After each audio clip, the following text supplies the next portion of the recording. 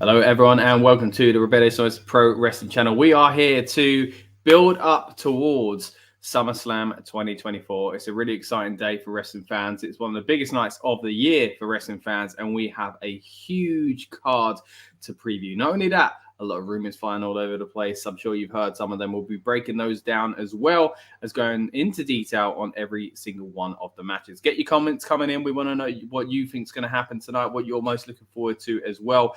And we'll be back with special guests and more Rebellious Noise Pro Wrestling members after this.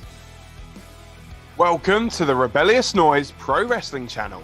On this channel, we bring you some great content from inside and outside of the squared circle. We will go through and offer some in-depth analysis of the biggest events of the year, as well as bringing you exclusive interviews with some of the industry's biggest names. There will also be live show reviews, in-depth features, and podcasts. So make sure you give that subscribe button a slam so you don't miss any of the action.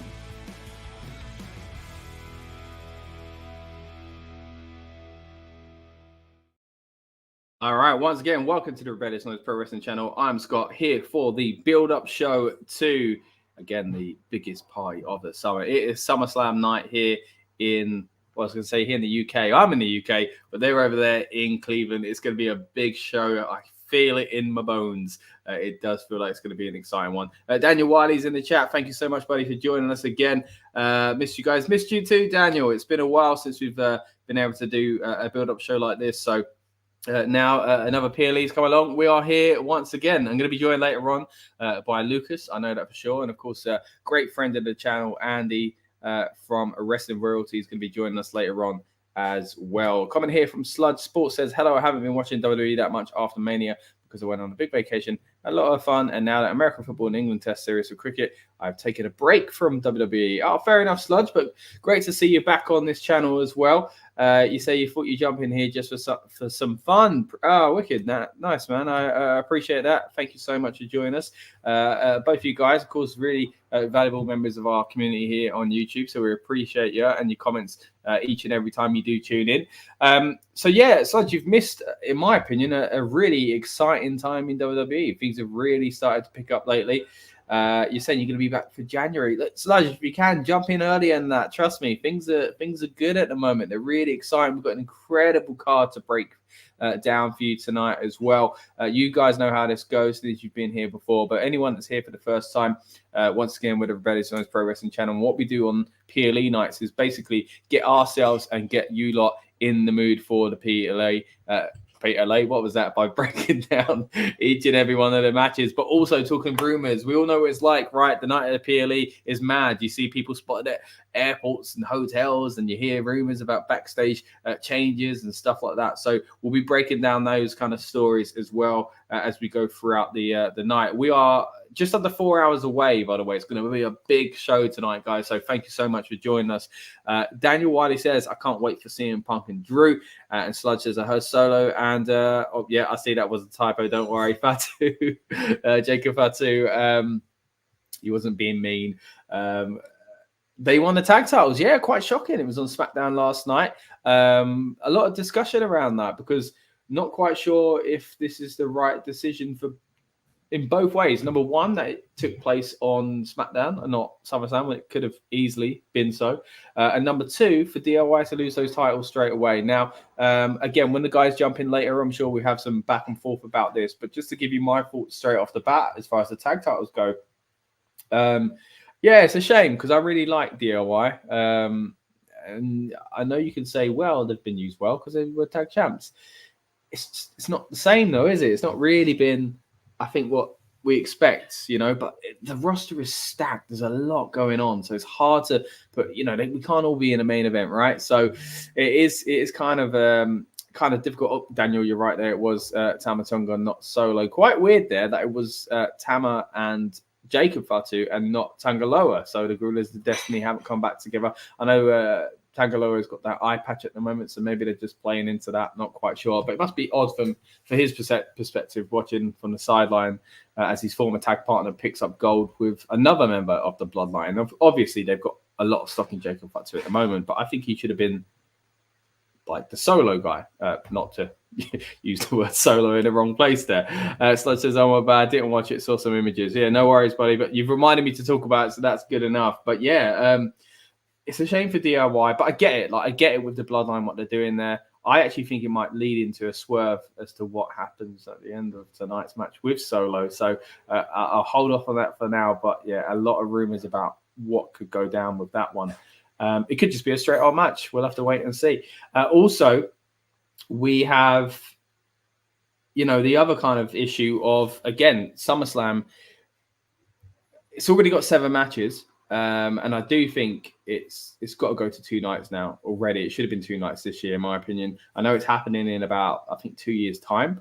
But for me, they need to speed up that process. I was never really a massive fan of WrestleMania going 2 nights, ironically. But now I genuinely think that every single one of the major PLEs should be 2 nights. Because of the War Games, there's 2 of them. The Royal Rumble, there's 2 of them. So why don't we just spread them over each night? SummerSlam, biggest party of the summer. Let's make it even bigger, So, yeah, well, I personally think they need to do more, and therefore you can fit these matches on. Because again, 7 is a lot, but we've got a 3-hour pre-show, guys. We're going to be using this as our watch along for the pre-show as well. That'll be starting in just about 51 minutes time, I believe. So we'll be talking about everything that goes down on that show. And you got to imagine with 3 hours of that to kill, it can't just be promo packages, right? They're gonna have to do something. It's got to be a match or 2 at least.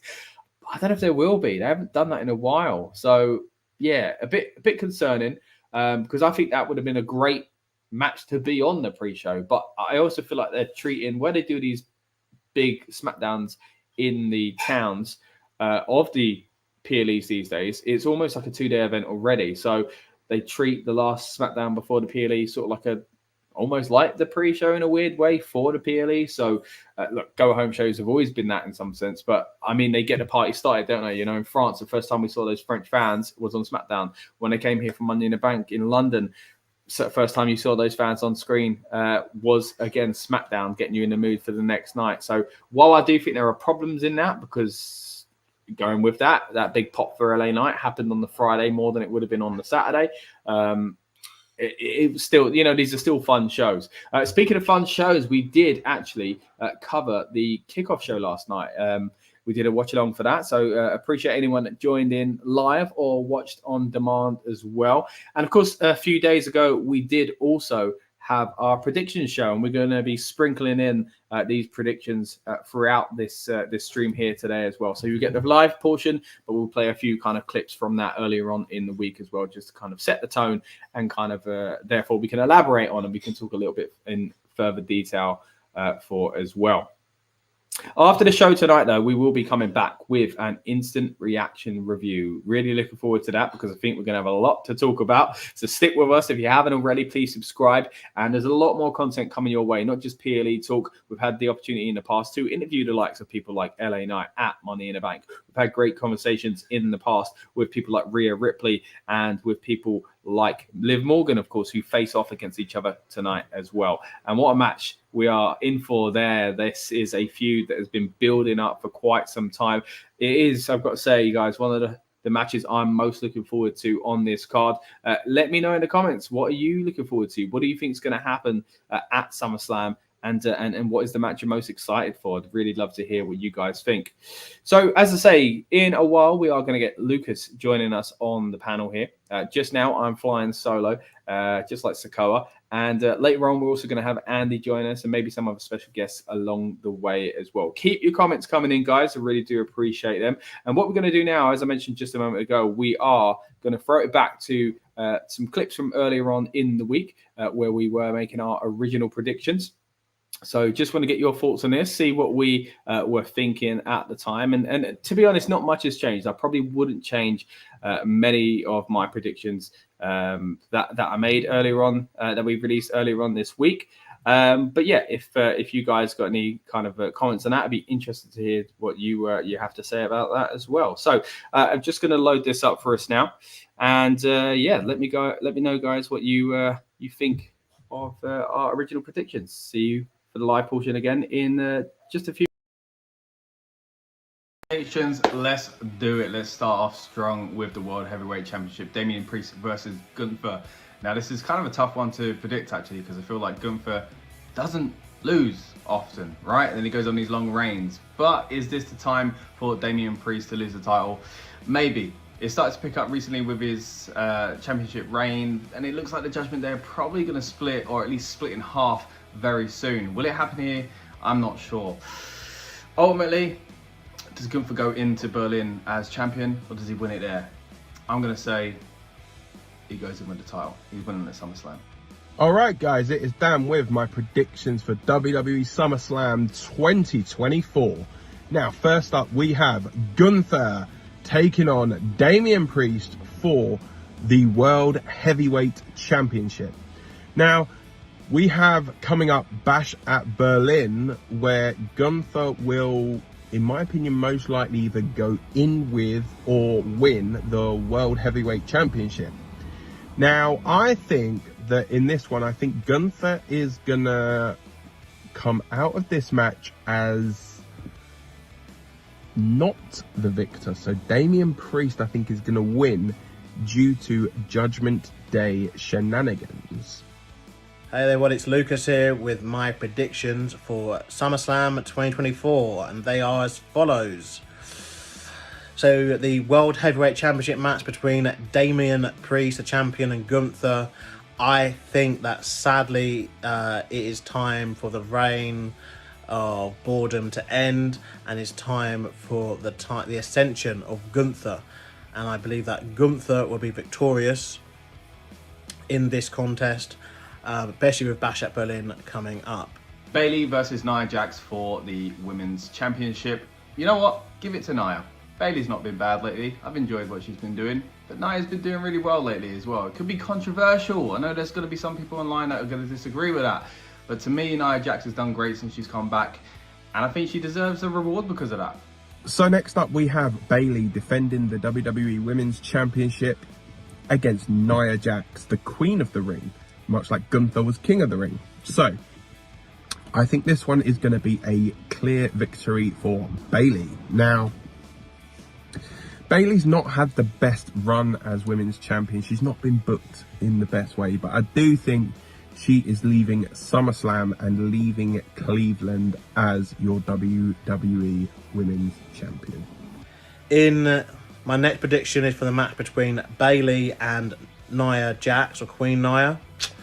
Now, do I go 2-for-2 with the two King/Queen of the Ring winners winning their brands championships? I think I might do, to be fair. Weirdly, Bayley and Damian Priest's reigns both began at WrestleMania, and they both going to end at SummerSlam. It wasn't old whether you should do it. I'm going to go with Bayley retaining. Yeah, I'm going to go with Bayley retaining. Yeah. Liv Morgan versus Rhea Ripley. This is one of the big ones. Dominic's turning, right? Surely. He just confessed his love for Mami again, and he really went in hard on Liv Morgan. I think it's a big old swerve. He's joining up with Liv, and we're going to get super mega babyface Rhea as a result. Now, this match is Liv Morgan defending the women's world title against Rhea Bloody Ripley. Now, this is not a custody of Dominic Mysterio ladder match like everybody was anticipating it to be. But nonetheless, I think this is going to be a very, very good match. Yeah, it's hard. This one, I think, for me, is the hardest one to actually decipher. So what I'm going to do is I am going to actually toss a coin on this one. So heads Rhea Ripley, tails Liv Morgan. It is heads. So yeah, it is Rhea Ripley for me. Now, in the match for the other women's championship between the champion Liv Morgan and Rhea Ripley, Mami is back, but I don't believe she's winning the championship here. I think that there's more to this Dominic Mysterio kind of story than meets the eyes, and I think this will continue past SummerSlam, potentially up to Bad Blood, where they may even have a match inside Hell in a Cell or something that Dominic isn't involved with. So yeah, I will go with a victory for Liv Morgan. Cody Rhodes versus Solo Sikoa, a match that feels like it's been coming for quite some time. Well, we've seen it before, let's be honest, but this one is for the Undisputed title. I don't think Solo's winning it anytime soon, and surely we've got the Bloodline situation, we've got Roman Reigns. Will he be coming back? It's a big event. Usually I'd say yeah. It kind of doesn't feel like the right time. It feels like a lot is going on at this PLE with potential turns and returns. So I'm going to just go with a nice and easy, clean win for Cody Rhodes on this one, with some shenanigans. Maybe not so easy.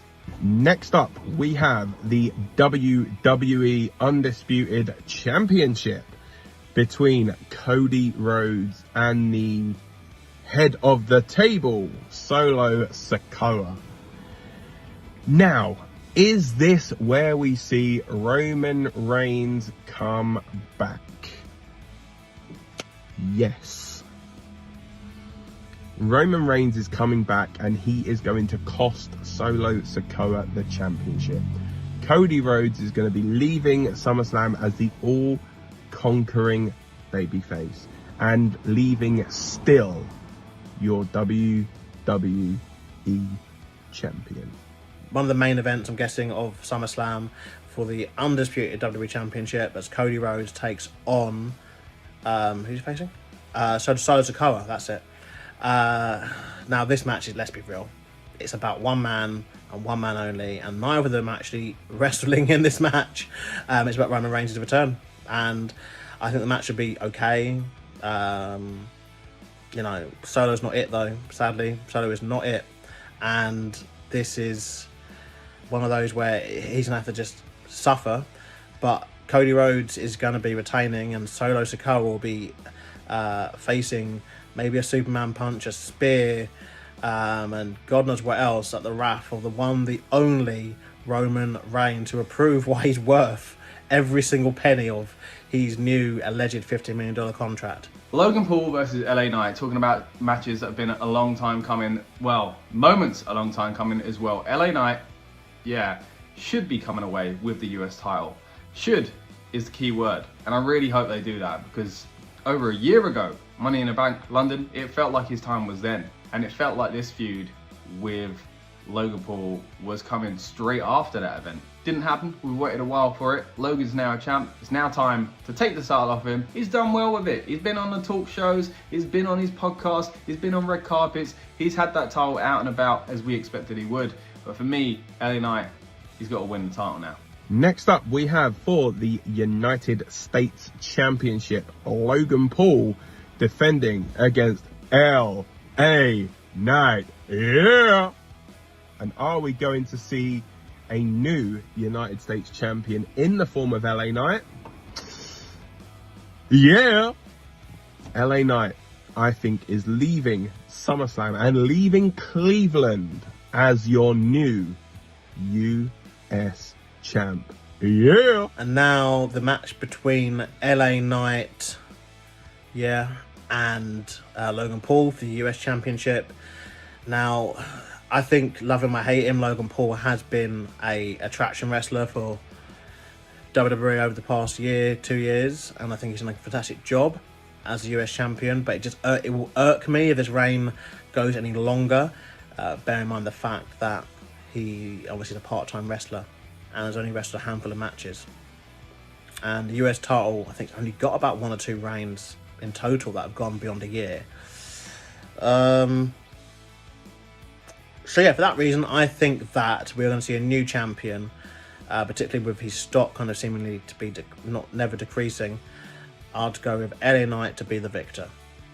Sami Zayn versus Bron Breakker. Talk about people being made. This has got to be it, right? This has got to be the moment when Bron Breakker breaks through that next kind of level and becomes a champion. I feel like we've been kind of leading towards this for quite some time. Sami Zayn doesn't need the belt any longer, and yeah, it's been a good run. Don't get me wrong, I've enjoyed seeing what Sami has done lately, but I'm really enjoying this rise of Bron Breakker. Next up for the Intercontinental Championship, Sami Zayn defending against Bron Breakker. See, for me, there's only so many times you can have Bron not win this belt. And I think he is going to leave Cleveland as the new Intercontinental Champion. As much as I think Sami Zayn has been a very good champion, I think that Breaker's time is now.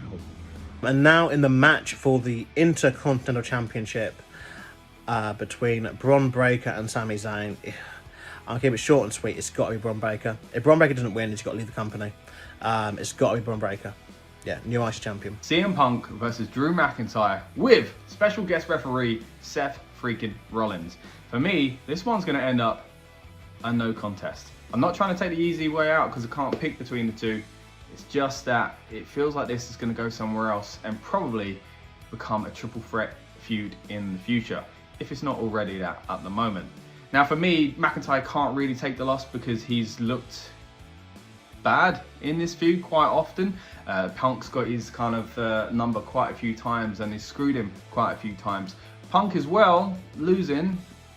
He hasn't had really any matches since he came back, right? A few off TV and then the Royal Rumble where he got injured. So he kind of needs to look strong as well as a returning figure. So yeah, I think Seth's going to get involved and kind of ruin it, but make it fun at the same time. And we have CM Punk taking on Drew McIntyre with Seth freaking Rollins as your special guest referee. Now you're probably wondering what kind of flamboyant referee outfit is Seth Rollins going to come up with. You're probably thinking, how many shades of are Punk and Drew going to beat out of each other? Then, well, I don't know. So, yeah, I think this is going to be, let me think. I think Drew wins. Drew McIntyre is winning this match. And then finally, the big talking point, obviously, of SummerSlam this year is the fact that it will feature the end of the first match, I guess, of this grudge match feud between CM Punk and Drew McIntyre, which has been going on all year, ever since actually CM Punk returned to the company. Actually, as Drew was one of the people who talk displeasure to him being back, seemingly. Seth Rollins is the guest referee, and obviously that all follows from last month, which obviously all links to make sense. But yeah, I think it's so hard to call because CM Punk's only had one match officially, but Drew is on such a hot streak. I think Punk's got to win though. I think Punk's got to win to kind of prove that it can be done, and then later on down the line, Drew will get his win back. Yeah,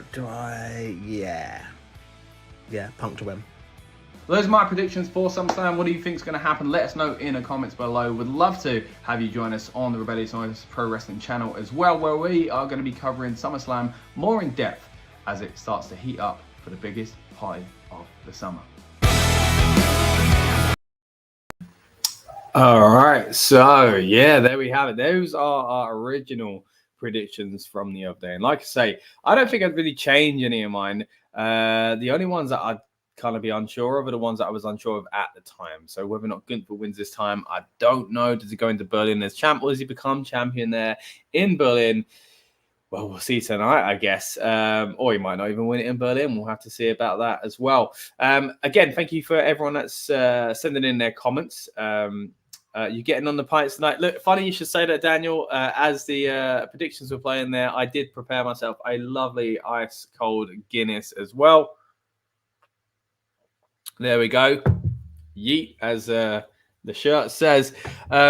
Which, by the way, isn't it weird that Jey Uso isn't on this card? Main event, Jey Uso doesn't even have a event on this show. It'll be interesting to see if he does appear in some capacity, maybe in one of the matches. Sludge says, I thought Gunther was Austrian, not German. You're absolutely right there, mate. He is Austrian. It's just that, of course, with his history in Germany, he kind of learned to play his trade and wrestled in Germany for many, many years. He supports the German national team, it seems, as well in football. So, yeah, it'll be interesting to see the reception he gets there. Of course, as you say, Austrian, Very different. Don't get me wrong. It's a different country entirely. But it is somewhat of a homecoming still for him, and I'm sure WWE will kind of play into that. Sludge says he should have won the Slim Jim Battle Royal if there was one this year. I forgot about the Slim Jim Battle Royal. Was that SummerSlam where that one took place? LA Knight won that, right? I guess the answer would be yeah. Daniel Wiley says, oh, I think he comes out with Roman and Jimmy tonight. So that's a big, big call. Because I'll be honest with you guys. You saw it in my prediction just there from earlier on in the week. I said I don't think Roman Reigns is coming back yet. And I'm kind of sticking to that. But this week, so many people have predicted it. I'll be honest, I started to sway a little bit. But I'm now starting to think that maybe it would just be Jimmy. And they'll kind of slowly build this back up. Because my big thinking was, I don't think Roman should come back just yet. It's the biggest PLE he could do it at, barring WrestleMania and, Rumble's ages away. Survivor Series, maybe. So I get that thinking. But I don't think we should go all guns blazing with this and go straight away. So I do think it would be better if they did Jimmy so that Jimmy meant more. And we could build towards Roman and build towards Jay coming back in the fold and Sami maybe as well. They've been teaming lately as well. So, so that's the way I'd like to see it. But at the same time, if Roman showed up tonight, I'm coming on the instant reaction tonight going, yeah, Roman's back. That was cool. But yeah, we'll just have to wait and see. But again, I personally think they shouldn't bring Roman back just yet. And it should be Jimmy tonight. But hey, it could be all three of them, two of them and one already there. But of course, bringing him back in the fold and the new bloodline versus the original bloodline is a story I think all wrestling fans are excited to see play out. So yeah, really, really looking forward to that. Once again, thank you guys for those comments and helping us steer this conversation, especially while it's just me, solo Sikoa, and on my own. So we'll have, as I say, some guests with us later on. So stay tuned for that. Let's go through the card. We've been talking about it just there. We've got some big, big matches. Now, Liv Morgan versus Rhea Ripley for the Women's World title. This is really exciting because there is so much going on with the Judgment Day, which, by the way, I want to get to a tweet I've seen in just a moment. Here, we've got Bayley versus Nia Jax for the women's title as well. Cody Rhodes versus Solo Sikoa. Of course, potential there for a lot of things to happen for the WWE title there. Logan Paul defending his US title against LA Knight.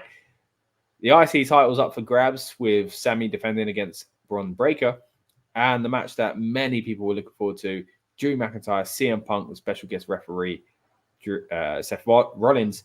And, of course, as we've mentioned, Gunther challenging for the World Heavyweight Championship against Judgment Day member Damian Priest. Now, I say Judgment Day member because there's a lot of talk about what could be going on with the Judgment Day. Now, will Dominic turn tonight? You saw my predictions just there from earlier on this week that we released on this channel.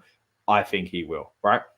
But that doesn't mean there isn't room for a different turn, and it be Finn Balor. Now, there's been laying these seeds for many, many months now that Balor and Liv are in cahoots. You might have seen the other day when she destroyed their kind of what do they call it? The playhouse? I don't know what. No, that's that's Bray. The clubhouse. I was going to call it the fun house, but that's also. Oh no, I'm getting really confused now. That was Bray. Anyway, point is, she graffitied over loads of stuff, but not Finn's face. And there's all these little things they've done in the past where Finn took the key card for Liv's hotel room and all that kind of stuff as well. So I'm in the background talking before the Rhea attack as well, if recording that correctly. But anyway, there's a lot going on, and it looks like there could be a split within the Judgment Day. We got your comment there earlier on. I saw that just a moment ago. Where has it gone? From Sludge Sports who asked, and we did reply it while the clips were playing. The one question is, last time Carlito was with the Judgment Day and Sludge saw some clips of him in their room, is he officially a member? And as we've replied, sort of. He's not officially, but he's basically officially, if that makes sense. Like, Rhea's questioning it, but he's been within the fold. It's kind of like when they first allowed JD in the fold and they weren't really calling him an official member, but he was part of the crew all the time. So it's kind of like that at the moment. So will there be a kind of divide between the two? And maybe it's a bit weird timing if we also get that with a Bloodline, but that's happened quite a lot with these storylines between the Judgment Day and Bloodline, been doing somewhat similar things at the same time. But yeah,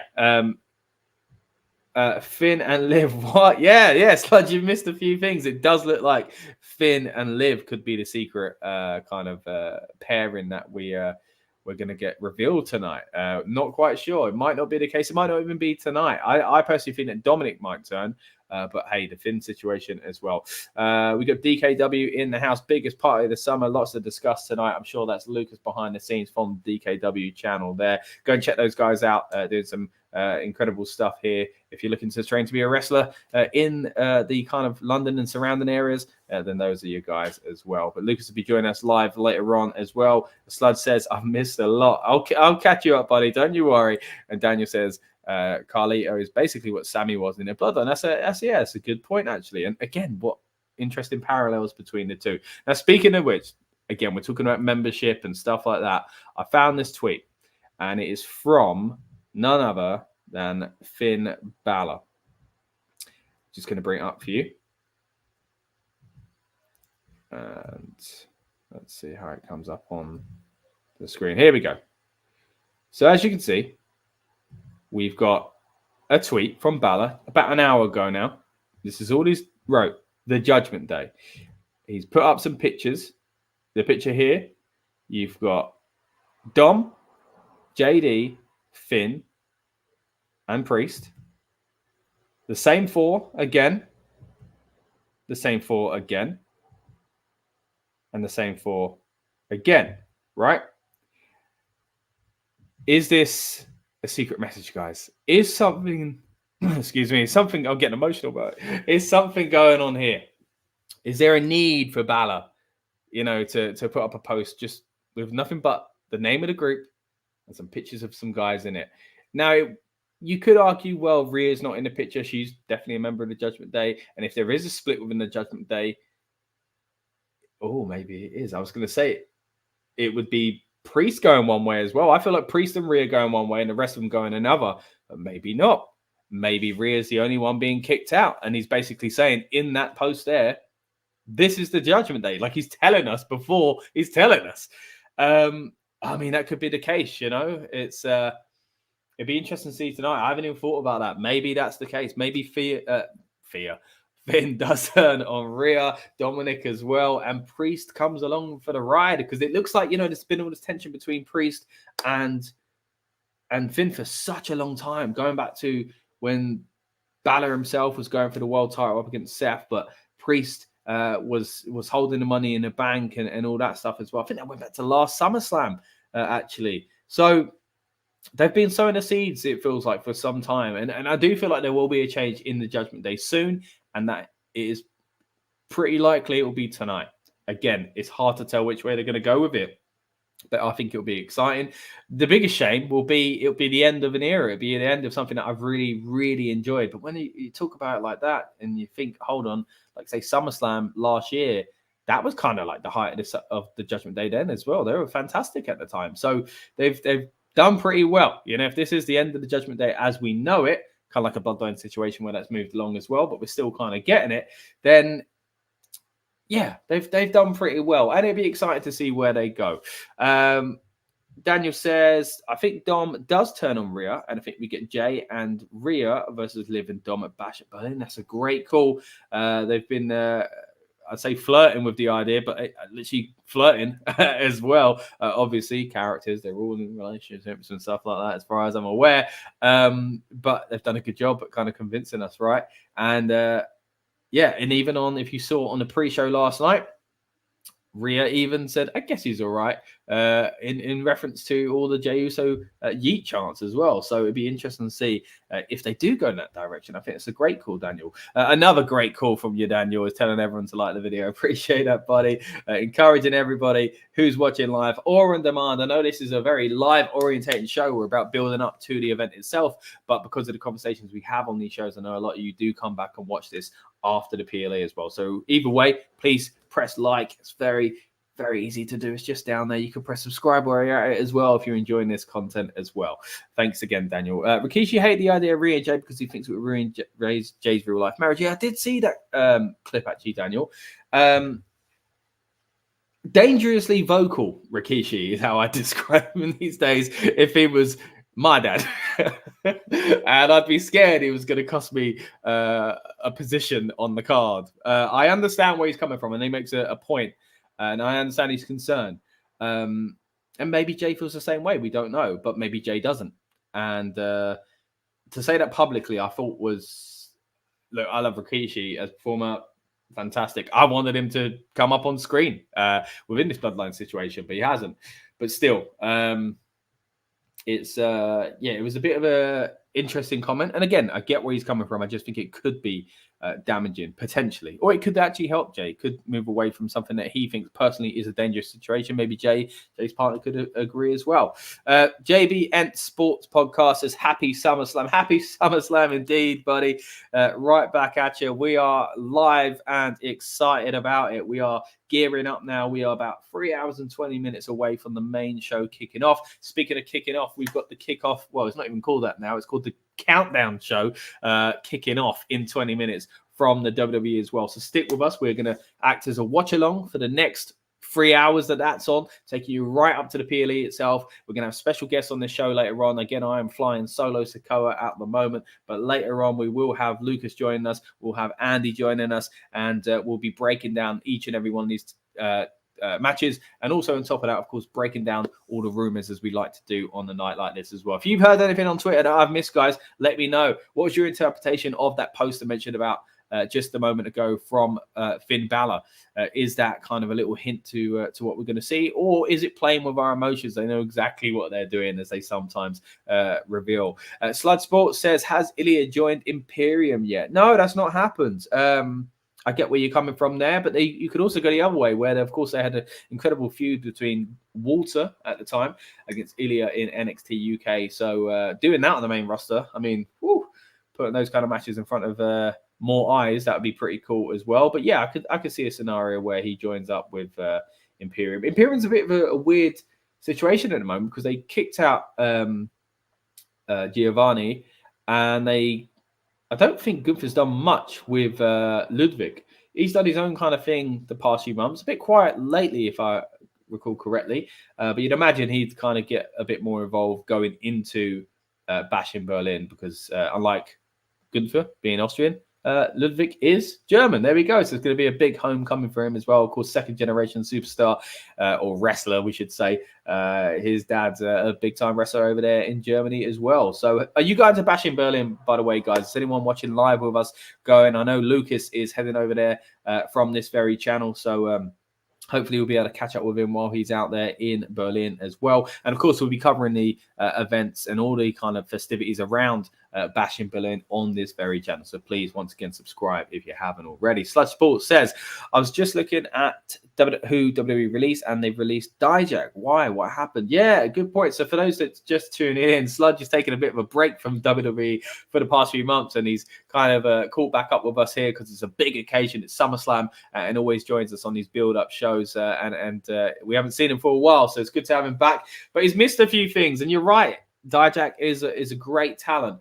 It just seemed to have not worked out for him. They didn't really do much with him in the past few months, and they put him back on NXT, and that was it. So yeah, it's one of those where I was shocked, but I weren't shocked, you know. But it's a shame, because he's a great talent. I remember his first kind of period as Dominic Dijakovic in NXT, and I thought it was a really kind of standout talent. Then he went to the main roster with Retribution, which that was an interesting time to watch wrestling, wasn't it? And then he went back to NXT. Very vocal on Twitter, always quite funny on Twitter and stuff like that, which maybe, I don't know, did that help? Did it hinder him? I don't know. Talking to hinder, Jinder, he's gone as well, Sludge. I don't know if you saw about that, but Jinder Mahal's also gone, which is, again, another shame in my opinion.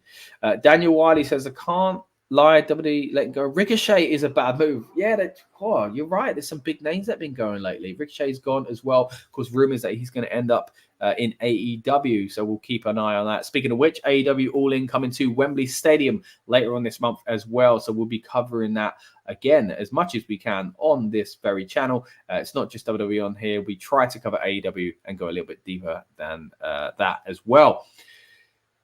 Sludge says, I know about Ricochet and Becky Lynch as well. Yeah, so Becky, that's a good point. Becky's contract, if I recall correctly, ended, but it looks like she'll be coming back, I would imagine.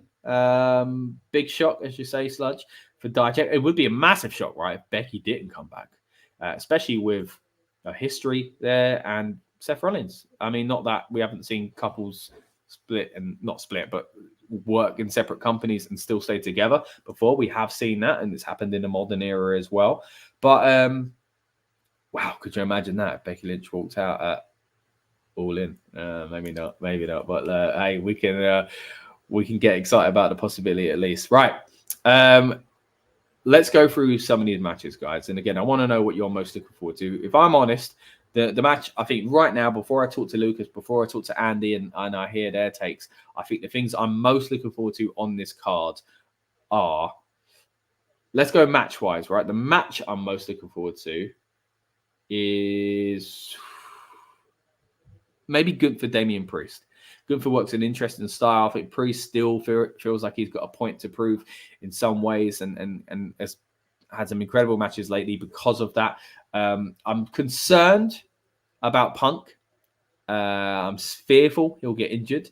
And that's not me having a dig or anything like that, but realistically, his track record the last few years hasn't been great. And I hope we're moving away from that. I think this will be a spectacle in the dramatic sense. So I'm looking forward to that. And they can both pull off a fantastic match as well. But you're going to get the drama, of course, with Seth Rollins there. You know what? Match of the night. I'm going to call it now. Match of the night. I think I might even see. I'm not sure if I should give it to this because I think it might not have a lot of time. But if it gets good time, then I think match of the night could be Sami Zayn versus Bron Breakker. They're making a Bron Breakker, in my opinion. He's got to win the title here. Sami Zayn doesn't need it any longer. Good title reign. Don't get me wrong. As I said on the predictions earlier, for me, Bron's got to win it. So I'm looking forward to seeing what they do there. The other matches are all kind of like, and I don't mean to sound harsh, but there's no match I look here and go, man, that's a workhorse match or something like that. Do you know what I mean? That's a wrestlers match. I don't know. I mean, a few years ago, I would have given it to this one here, but because Punk is, older, Drew older than he was as well. Of course, a few years ago, if you would have put these two together, it would have been a different kind of match. But hey, I still don't know what we're going to get.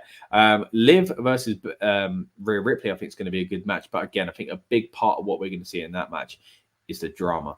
I will be disappointed though if we don't get anything major. I'll be honest, because this is one of those where I look at it and I'm like, that's just a fantastic card. Again, it might not have 5-star match written all over each and every one of the matches, but they could be. Don't get me wrong. I'm not trying to diss any of the wrestlers or the combinations we've got here, but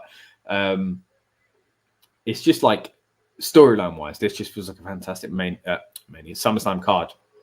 So sometimes you get that, but it doesn't pay off as far as surprises. So again, we're looking at potential surprises and storyline here. So if we don't get that, when that's what I feel a lot of these matches are based on, then it would be disappointing if we don't get a return of, I don't think it will be Roman, but at least Jimmy. If we don't get, a title change in at least the US or the IC title, if we don't get something happening with the Judgment Day, and again, we don't have to have all of these things, but at least one. And that's what I'm fearful of, is coming out of here, going on the instant reaction review after this, which, by the way, guys, join us as soon as SummerSlam goes off the air. We'll be going live as well to talk about it. But yeah, I'm concerned that I'm going to go on that like I've done in the past and go, well, it was good, but nothing big.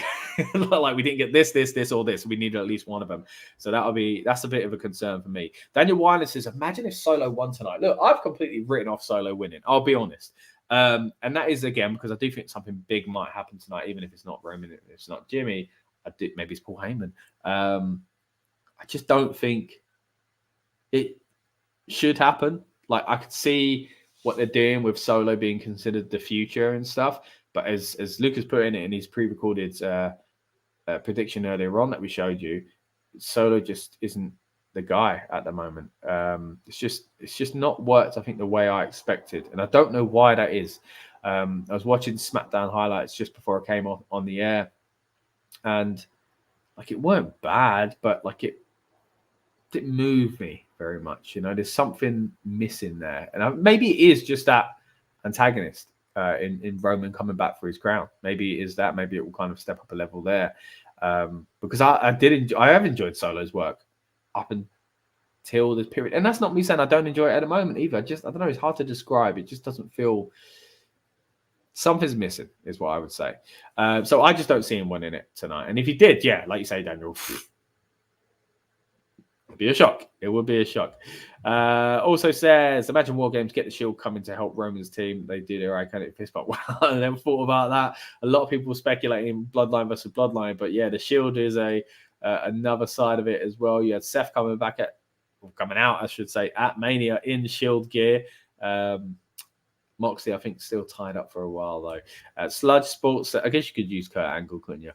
Sludge says, if Solo wins, I would make Tiffany Stratton cash in on Solo. On Solo. All right. Well, okay. You don't even want Solo that bad. Okay. Yeah. Stratton cash in tonight. I know someone commented on our predictions a few days ago as well, saying that none of us referred to Tiffany Stratton as cashing in as a potential. And yeah, you're right. I didn't think about it at all, really. The one I think it would shake up more is Nia and Bayley. I'm not really sure where that title or those two characters go next. So, yeah, but again, even that feels a little soon for Tiffany, but it's a big moment, SummerSlam. Maybe that's the big moment we get. It will be interesting. Daniel says, I think Paul Heyman comes out and says, ladies and gentlemen, please acknowledge your real tribal chief, Roman Reigns. Yeah, even if it's not tonight, guys, I've been thinking about what is that return like? Because is it just the music? You know, we all love that instant recognizable tone. They're really popping. But even that, the ladies and gentlemen, and then everyone's like, hold on, oh, Heyman's back. And going, oh my gosh, he's going to bring him out. And then do that. I think that'd be great, actually, Daniel. So, yeah, good call there. Daniel says, I think Nia wins and Tiffany cashes in. That's a great point because they've been playing into the friendship between the two, haven't they? I think Nia gave her the kind of pink briefcase, which she's only just got. But maybe that's a swerve. They know that we recognize these patterns, and sometimes they try and shake them up, don't they? So it'd be interesting to see. Yeah, maybe it will be Nia Jax winning it, like I said on my original prediction, but she won't be leaving with the championship because she'll be cashed in straight away by Tiffany Stratton. Now, the only issue there is, I guess, we just got that at WrestleMania with Drew McIntyre, Seth Rollins, CM Punk, that whole kind of scenario there, leading into, of course, Damian Priest having the title in the first place. So maybe it's a little too soon for something like that. And both briefcases to be used within, 3 months? Maybe would be a bit too quick. I'm not sure. But look, a great moment, don't get me wrong. Daniel's encouraging you all to subscribe. Thanks, Daniel. You're doing my job for me. But yes, please, guys, if you're enjoying this stream, please subscribe. Press like, press a notification bell, all that good stuff, and stick with us on this channel. We are 9 minutes away from the countdown show beginning on WWE platforms. So we are going to be watching that with you guys, letting you know what's going on. Of course, we're also going to be joined quite soon by Lucas of Rebellious Noise Pro Wrestling, and later on by Andy as well from Wrestling Royalty and WrestleSphere. So really excited to have those guys on board and hear what they've got to say about tonight's show. Daniel also thinks that Balor will cost Priest the title. See, that's the thing, right? We're talking about Judgment Day. We're talking about Priest. We're talking about Balor. We're talking about Dominic and all these potential turns. Like, Balor could screw Rhea, and then he could screw Priest. Like, he could... There's two chances that are possible and realistic and believable that Finn would do that in both storylines, which is incredible. Now, Dominic is more likely to do one than the other, which is, of course, the Rhea one, which I still think that's what it is. Because if you remember on the Raw, what sent Liv over the edge was basically Dominic going, get out of my life, I hate you, I'm all about Rhea. Yeah, so I think that was the swerve, in my opinion. Talking about Judgment Day and Judgment Day members, we had a great opportunity to chat to several Judgment Day members over the years, including Finn Balor. We've had good conversations on this very channel with Rhea Ripley as well, but also a fantastic conversation with the current World Heavyweight Champion, Damian the Priest, where he talks about the original plans and the hopes for the future when it came to the Judgment Day. And he also talks about, the kind of person he thinks would fit into the Judgment Day. So if you've got a bit of time after this show, or throughout the week, subscribe, check out more of our content, because we've got great conversations with WWE superstars like the one you're seeing there. Also, if you're still in the SummerSlam mood, once this PLE is over, we've got watch-alongs of some classic SummerSlams on this channel from 92, 2002, just to name a few. We've also covered 2003 and 2013 as well, which actually was the last time CM Punk wrestled at SummerSlam. We kind of found this out last night when I was doing a little bit of research while watching the kickoff show. We did a live stream last night. Once again, thank you to everyone that joined us. If you didn't, go back and watch it if you get some time. A little bit of background watch at least would be quite nice. We basically broke down some of the things we saw there, and we'll be hopefully doing this a little more in the future. But you're joining us now for our build-up show, where we get ourselves and you guys in the mood for the PLE. And as I mentioned, there's not much for me to do in that sense, because this is a very exciting card anyway. It's not like I have to convince you, guys, it's going to be good. Trust me, it will be a fun one. I think we're all on the same kind of page here. It does feel like it's going to be a big show. Daniel says, can't believe it's August already. It has gone quick. You're right, buddy. We're already in SummerSlam season, which, didn't feel long ago we were at the Royal Rumble, did it? It will be at another one very soon, I'm sure. Sludge says, build up makes me want to skip cricket practice to watch the show. Appreciate that, Sludge. Look, if I'm getting you excited about the show, then that's all I'm here for, man. I really appreciate those comments. You're very kind. And thanks for joining us again. If you're going to go cricket practice, that's all well and good. It's important to get exercise and keep on top of your skills. But hey, you can always watch SummerSlam after. You can watch it on demand. So, hey, fit them both in. Daniel, I was enjoying your comments until this one. Arsenal to bottle the title this season. Come on now. Don't bring that one up, all right? I actually think we've got a good chance. But that's another conversation for another day. I've been enjoying your comments till now, mate. What's going on? Daniel says, Sludge can't lie, cricket is a dead sport. All right, let's not get into an argument about sport here, Daniel. You've caused two possible arguments with sport in the matter of seconds there, mate. But still appreciate your comments. Let's get back to the sport we all enjoy, the sports entertainment at least. Let's talk WWE SummerSlam in a bit more detail. Our big match we've got coming up tonight, of course, is LA Knight versus Logan Paul. Now, this match, in my opinion, is a year... I don't want to say too late, but it could have happened a year ago, as I mentioned earlier on in my original prediction. And it has to be LA Knight. If it's not LA Knight,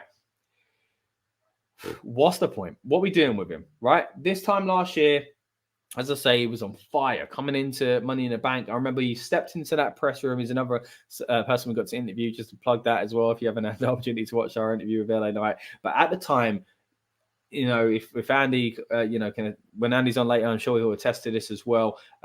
When he came into that room, everybody in the media was like, there he is. LA Knight's here. Because at the time, he was so exciting. He was such a hot prospect. He was so entertaining on TV. Everybody was talking about LA Knight going into Money in the Bank. Now, he didn't win Money in the Bank, but there was a big feud kind of sparked that weekend. We talked earlier on about how they are now doing a lot of these PLE events where they have the SmackDown in the same town the night before. Again, they did it at the O2. And that's where it really started to ignite between the two of them. And I thought, look, after this, if LA Knight don't win the Money in the Bank, it's okay, because he'll go into a good feud with Logan. Didn't happen. Logan got the title, and I thought, brilliant. That's what's going to happen. That feud's going to get reignited. WrestleMania, baby. No, didn't happen. So I'm glad we're finally getting it, but I will be disappointed if LA Knight doesn't come out on top, because I actually think he dipped a little bit and he kind of lost a bit of his shine. He wasn't doing as much. But this feud, I think, has ignited him again, and I think it's really been exciting to see what he's done. Sludge hit cricket day sport, second most popular sport in the world. Yeah, you're making me want to go now. That's it. I can't wait to hear whoop that trick at Mania as well. Yes, that would be pretty cool. Look, I think at the moment, going back to LA Knight, he needs to win. The issue really is that there's a possibility that not both of these mid-card titles are going to change, and I think they both need to change. If one needs to change tonight, if we're looking at these two, one has to change tonight, in my opinion. The one that should change first, if we can only do one, it's LA Knight taking the US title off Logan Paul. And that's not me saying, oh, Logan Paul, whatever. You know, if you've watched this channel over the past few years, you'll know that we all appreciate what Logan Paul's done in the ring. I think he's brought a lot of eyes to WWE at a time when they're kind of doing well anyway. And it's kind of helped them grow even more. I think it's undeniable. Giving them the belt, I think, was a good thing. You know, when it was the WWE title, we even saw why it would be kind of tempting for WWE, but I was like, I hope they don't because of the Roman situation as well. And then in the end, they gave him the US title, which I think works. But it's now time for him to A, lose it, and B, for Logan Paul to crown the next champion who does deserve this moment and stepping up to that next level, and that is LA Knight. Now, Bron Breakker needs it as well. But at the same time, compare the two, Bron has only just come up to NXT. I know in the predictions earlier on, you saw Lucas saying if Bron doesn't win, he should quit because what's the point? I feel like that more about LA Knight because LA Knight has been on this main roster for some time. There used to be a lot of conversation, of course, about his age and stuff like that. But look, he's shown that doesn't matter in one sense. But in another sense, it kind of does because he kind of needs to do something of note as far as championships soon. He needs to win the title, in my opinion, more than Bron. Bron has way more years ahead of him, you would imagine. And although I think Bron also needs the title, the Bron one could go to a third match. I thought Bron should have won last month, but he didn't. He could win in Berlin or whatever the next PLE features at. He could win it there, whereas Logan Paul should be losing at a SummerSlam. And Logan Paul versus LA Knight, I don't know if you can drag that out to the next PLE, and I don't know if it will be featured at next PLE if Logan Paul's going to be around. You know, I remember on our comments the other day on some of these predictions, we've been putting these up as reels and shorts and TikToks, which, by the way, follow us on TikTok at RN Pro Wrestling as well. And some people on there were saying, look, Logan Paul is probably going to go away because his partner's expecting. So that's a good point as well. He's probably not going to be around that much if that is the case. Daniel says Randy versus Cody is going to be a banger of the match. Yeah, that's coming. That's coming. I mean, tonight it could be where we get that. That could be the swerve that Randy turns on Cody. It's happening, guys. It is happening. Just when, I don't know. And also says, imagine we get Joe Hendry tonight. What an incredible story that's been, by the way, guys. Joe Hendry, TNA talent, working with WWE, and sounds like he got a new deal recently, which means he gets the best of both worlds. He gets features on WWE TV, he gets to use Performance Center, and he's still in TNA. And he gets to do indies as well. But apparently, this is what was reported the other day. So, yeah, there's a lot going on for Joe Hendry. I don't think he'll show up tonight. I did say a while ago, if he was going to show up in the PLE, it would be Clash. And I remember, I think it was Lucas at the time saying, nah, it's just, he's not that level. But it was in Scotland, and they just teased all the kind of, I guess, Forbidden Door type stuff, really. So, yeah, I don't think that's going to happen, but I do like what they're doing with him in on NXT and TNA. Dragunov to cost Sami or Breakker the title. That's a good point, because Dragunov was a big part of this situation with Breakker up until a while ago, wasn't he? So, yeah, we haven't really seen much of that lately. So, yeah, it'll be interesting to see if Dragunov does factor into tonight's match. But again, you can already see there's potential shenanigans in every single match. And as much as I'm like, oh, there needs to be some surprises, I also don't think there needs to be craziness in every single match. So yeah, it'd be interesting to see, but I'm not sure because we can't get all of these things, right? But that could be the thing we do get. That could be it. But yeah, for me, if we're looking at the two mid-card titles changing hands tonight, one has to and one maybe gets delayed. The one more likely to be delayed is this one here, the Intercontinental title changing hands, because you've got Sami Zayn, the champion, still on the show, whereas Logan Paul isn't spending that much time on screen these days. He's done a fair bit lately. I enjoyed what we saw on SmackDown, and I know it always happens, the Rock and Stone Cold comparisons, but LA Knight is very much like those characters. He did remind me of Attitude Era. And when you've got Triple H with the pencil and the sledgehammer these days, then, yeah, I can understand why they're doing things like stealing the Prime car. So, and even that bit where it was a few months ago now, but LA Knight showing up at the, sitting in Logan's pool and stuff like that, I thought that was pretty cool as well. All right, just going to have a little sip of me old Guinness. I won't lie, guys. When you're flying solo, Sikoa, it's a little tough to talk non-stop for an hour. But thankfully, I'm going to have Lucas join me very soon. And again, Andy's popping in soon as well. Appreciate you giving me stuff to talk about that, guys. We've got the the card. And don't get me wrong, I can ramble about what I'm excited to see tonight, but it's so much better when I have the back and forth from you guys as well. So we all do really appreciate every single one of you watching, again, whether it's live or on demand on our streams. We really do appreciate the comments and support, and people like Daniel encouraging people to subscribe and like the video as well. So again, if you haven't already, please do so. And if you're a cricket fan, don't be put off by what Daniel said. Still listen to what he said, all right? We still want that subscription coming our way. Not just for us, guys. We want to grow the channel, of course, but we want to be able to bring you great content in doing so. And we've got some fantastic interviews on this channel, if I do toot my own horn just a little bit. So please go back and check those out as well. And again, we'd love to bring you all. We're trying to bring you even more content lately. I hope you've noticed it on the channel. We've tried to change things up a little bit as far as how we format things as well. You would have seen, again, our predictions for SummerSlam was a little bit different to how we usually do it. We're not working with those prediction and preview podcasts anymore. We've now moved into these kind of bite-sized prediction shows instead. So hope you've enjoyed that. But then if you want to see us talk a bit more in detail about certain topics, we've had great conversations in the past where we talk about the best and worst WrestleMania logos, for example. If you want to know what the house show experience is like these days, we've got a great video talking about a show that myself and Rob were invited to by WWE just about a year or so ago now as well. So please, again, check out what's on the channel, and I'm sure you'll find something interesting. If you're a fan of pro wrestling and you're enjoying this stream, then I'm sure you will. Daniel says, Cody's title reign hasn't lived up to the expectation personally. Yeah, all right, okay, let's go with that. Where do we go next with Cody? Let's say Solo doesn't beat him tonight, which I don't think he will. The story goes into a bloodline shift, perhaps, if we do get returns. So does Cody... Who's Cody's next challenger? And what would it be that makes it live up to expectation, Daniel? I mean, I guess what, just great matches, great feuds? For me, straight away in my head there is Randy Orton. You know, you mentioned it earlier on, Randy Orton. There you go, Daniel, you said it. Randy beats him. I don't know about beats him.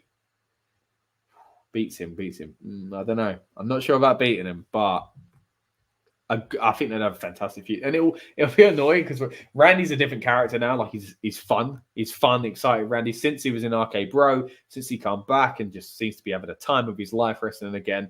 To see him turn heel will actually hurt, which is great, you know, because you know he's such a great heel. But like it's now lovable, you know, veteran Randy. It's different, and to see him turn into slippery, slidey vermin Randy, it'll be.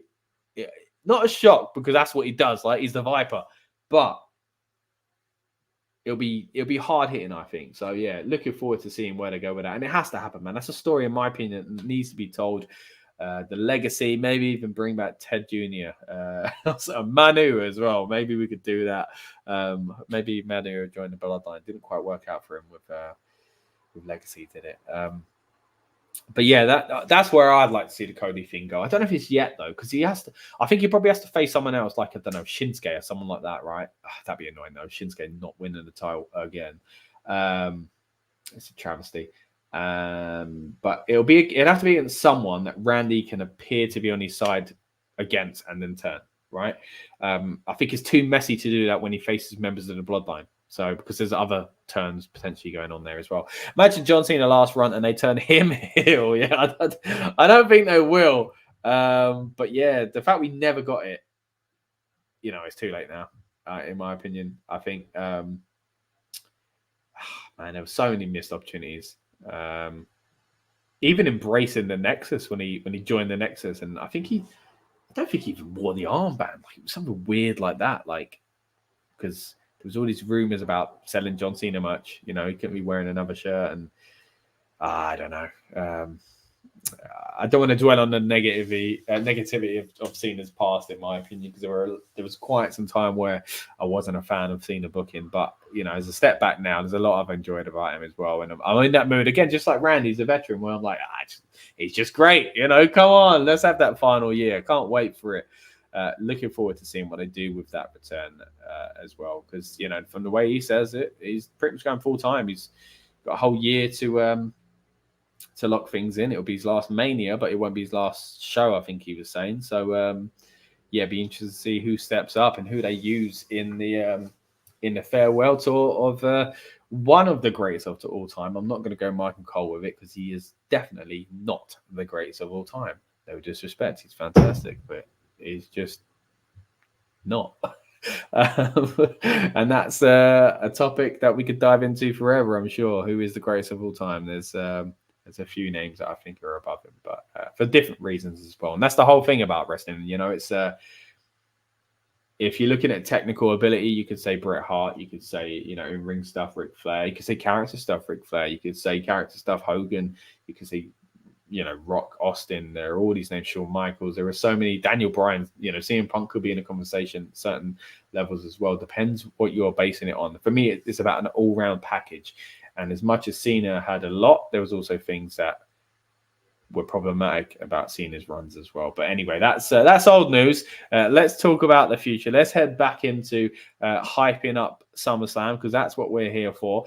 And we are going to bring in our first guest in just a moment. It's going to be Lucas.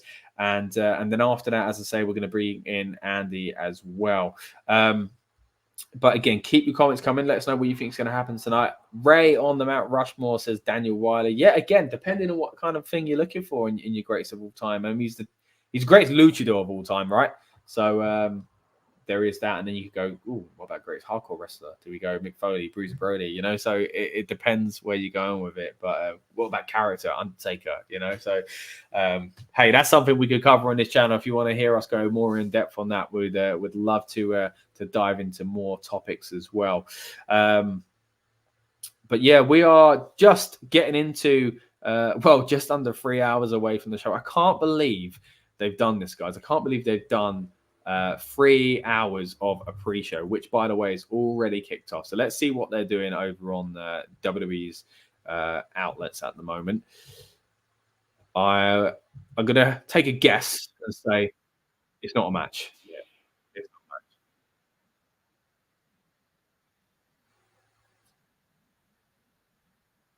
Okay, so they're saying there's some concern about Cody and his decisions because of accepting this Bloodline Rules match, which we haven't even mentioned on the stream so far. But yeah, it's all right. So they're still showing off Liv's attack on Judgment Day as well. A lot of backstage talk here. Now, what we're going to do, we're going to bring someone in from the backstage. We're going to bring in Lucas now to chat wrestling with us and chat SummerSlam, get us all in the mood. Lucas, how are you feeling about tonight's show? Let's bring him in. Yeah, I'm actually quite pumped for it now. I think, it's been an interesting build up to this show. Obviously, WWE seem to think so too by doing a 3 hour pre-show. Just mentioning it. I honestly thought it was a joke when I first got told 3 hours. I thought, how is a pre-show now longer than SmackDown? Wow, that's a good point. Yeah. How we got? I mean, I remember when they were 30 minutes. Well, back in the day, it's probably showing our age here now. Back in the day when obviously they had Sunday Night Heat, didn't they, before pay-per-view? That'd be an hour. And you get matches on it as well. Yeah. You get 2 or 3 matches on it. And then obviously it went to 1 hour and 2 hours, with the network and stuff. And even then, you often had a match or two, didn't you? You did, and how they are filling 3 hours. It's a lot of promo package. There's a lot of backstage talk. It's look, and it's good. I like it, and I get why they're doing it. But I like what they're doing, is what I'm saying. But I do think there needs to be more within it. There has to be matches. They need to bring matches back to this, because it is, and the card is 7. We're getting used to 5-match cards now. So to have 7, and we've been talking about off air on our group chat, why wasn't the Bloodline versus DIY on this show or in the pre-show? Why is the Wyatt Six having their first match on Raw?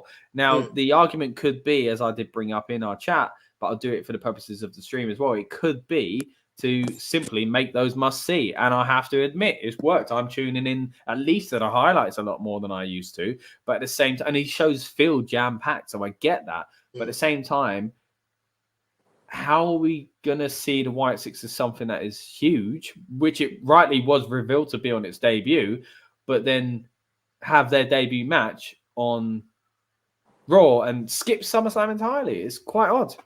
It is. I mean, with the Wyatt Six in particular, what I'm finding quite interesting is that the crowd reactions once they unmask, like weren't good, like in the nicest possible way. They weren't the levels of like a main event program. And I guess one could argue.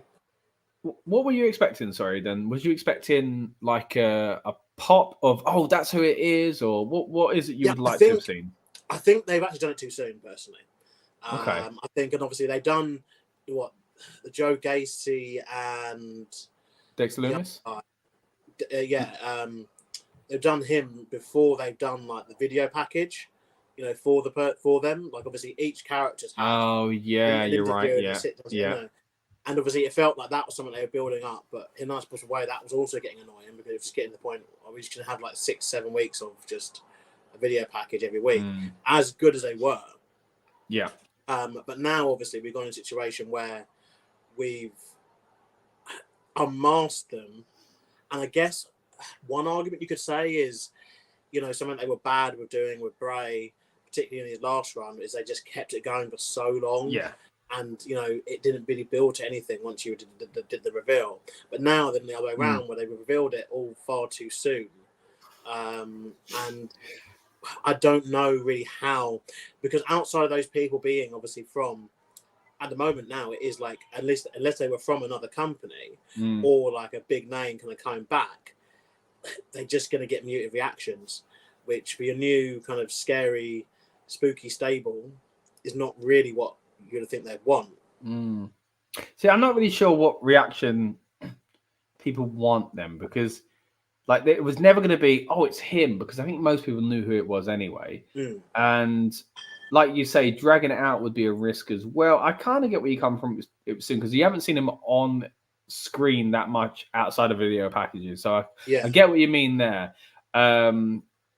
But at the same time, if we want them in the ring, which again was the biggest issue for me with Bray's return on the last one, then we need to get to the point where they can be in the ring. And the only way to do that is to take off their masks.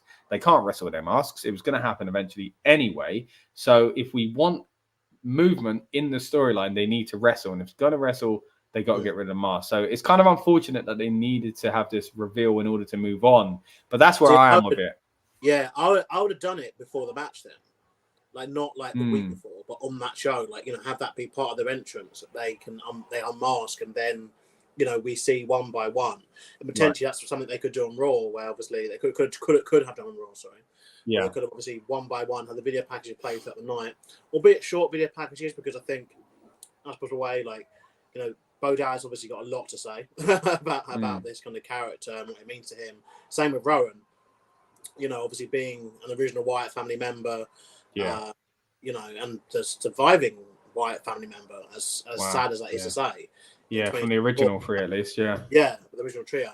Obviously, it's interesting as well, because another thing that is kind of going untouched here is you've got, I think with Wyatt Six maybe as well, the problem is they've got maybe some more exciting stuff happening on the peripherals, because obviously you've got Alexa Bliss, who's really coming back very soon, and you've got Braun Strowman, who's still on the roster, but isn't really doing anything, but is on the same brand. So it's a case of, do they target Braun potentially?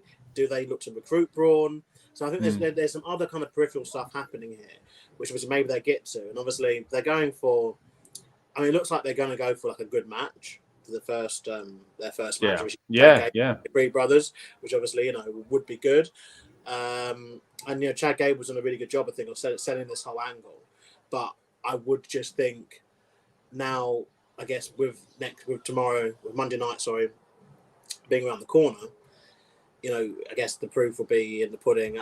But I do get a feeling that it won't end decisively. There'll be some sort of angle that will happen. But I don't know whether that'll be a supernatural kind of thing. I'm really hoping it's not. Or whether it is just a typical, because there's more of them, they're all going to get involved, causing like a no contest, DQ. To set up then, maybe at Berlin. Or if they added something that got Extreme Rules rep in September. Some sort of match like that. And then you could go through the weeks leading up to that with these individual members getting singles matches to shine and spotlight. Because I think that's also key, because people need to remember that these people that are all in this stable, haven't really ever been, booked very well. Like even outside of WWE, you could argue. Obviously got Bo Dallas. He's portraying Uncle Howdy, who the top of his career was being a part of the B team. Outside of NXT, sorry, that is. I love Bo. That's yeah. But the top of his kind of main roster career was being part of the B team. And winning the tag belts with Mark and McGillicuddy. Curtis Axel, sorry. And same person. That's a name I ain't heard in a while. That's basically the peak of what he's done. Dexter Lumis, he's someone who, for some reason, I personally don't get the appeal to Dexter Lumis. I've said this a few times on these streams, but for some reason, he keeps he's got rehired. But he's not done anything. And I mean it. If he hadn't been employed, there'd been zero change of the company. That's what it feels like. Like when he first come back, he did a few things, but it's been even that was a long time ago. Did he with the Miz, didn't he? Yeah, he did something with the whole tiny balls feud, wasn't it? Yeah. Who, by the way, is currently being shown on the pre-show with the Miz Express. That. Nice little callback. It feels to the Lex Express. Of course, host of SummerSlam. So hopefully we'll see some good moments with him tonight. Some comedic spots, I'm sure, with R-Truth as well. You make some interesting points there about the ending of this match on Raw. I won't spend too much time on it because we'll move back into SummerSlam in a moment. But I do think you're right in the sense that the ending to the match could be dangerous if it's a supernatural one, but I do think supernatural has its place if it's in response to something bad that the other guys have done. Like if they for some reason they cheat or something like that, and then Bo comes out in a supernatural way to level things, then fair enough. I think that's okay, but I just don't want to see something end the match that way. I don't want this to be a supernatural thing to be the cause of the end of the match. I want the end of the match, if it's shenanigan based, to be grounded in reality, where the Creed brothers just act like twats or something, get chairs or whatever, and Gable directs traffic or something like that. And then there's this kind of comeuppance by Bo Dallas being all spooky. But I'm going to quickly get to this comment here from Daniel Wiley before we do head back to SummerSlam talk, just to get your opinion on it quickly, Lucas. If you had to say right now, last ever match of John Cena, here are some examples for you: The Rock or Randy Orton, or have you got someone else in mind? I think it's got to be Randy Orton. Yeah, I think so as well. I think they've got to go at it one last time.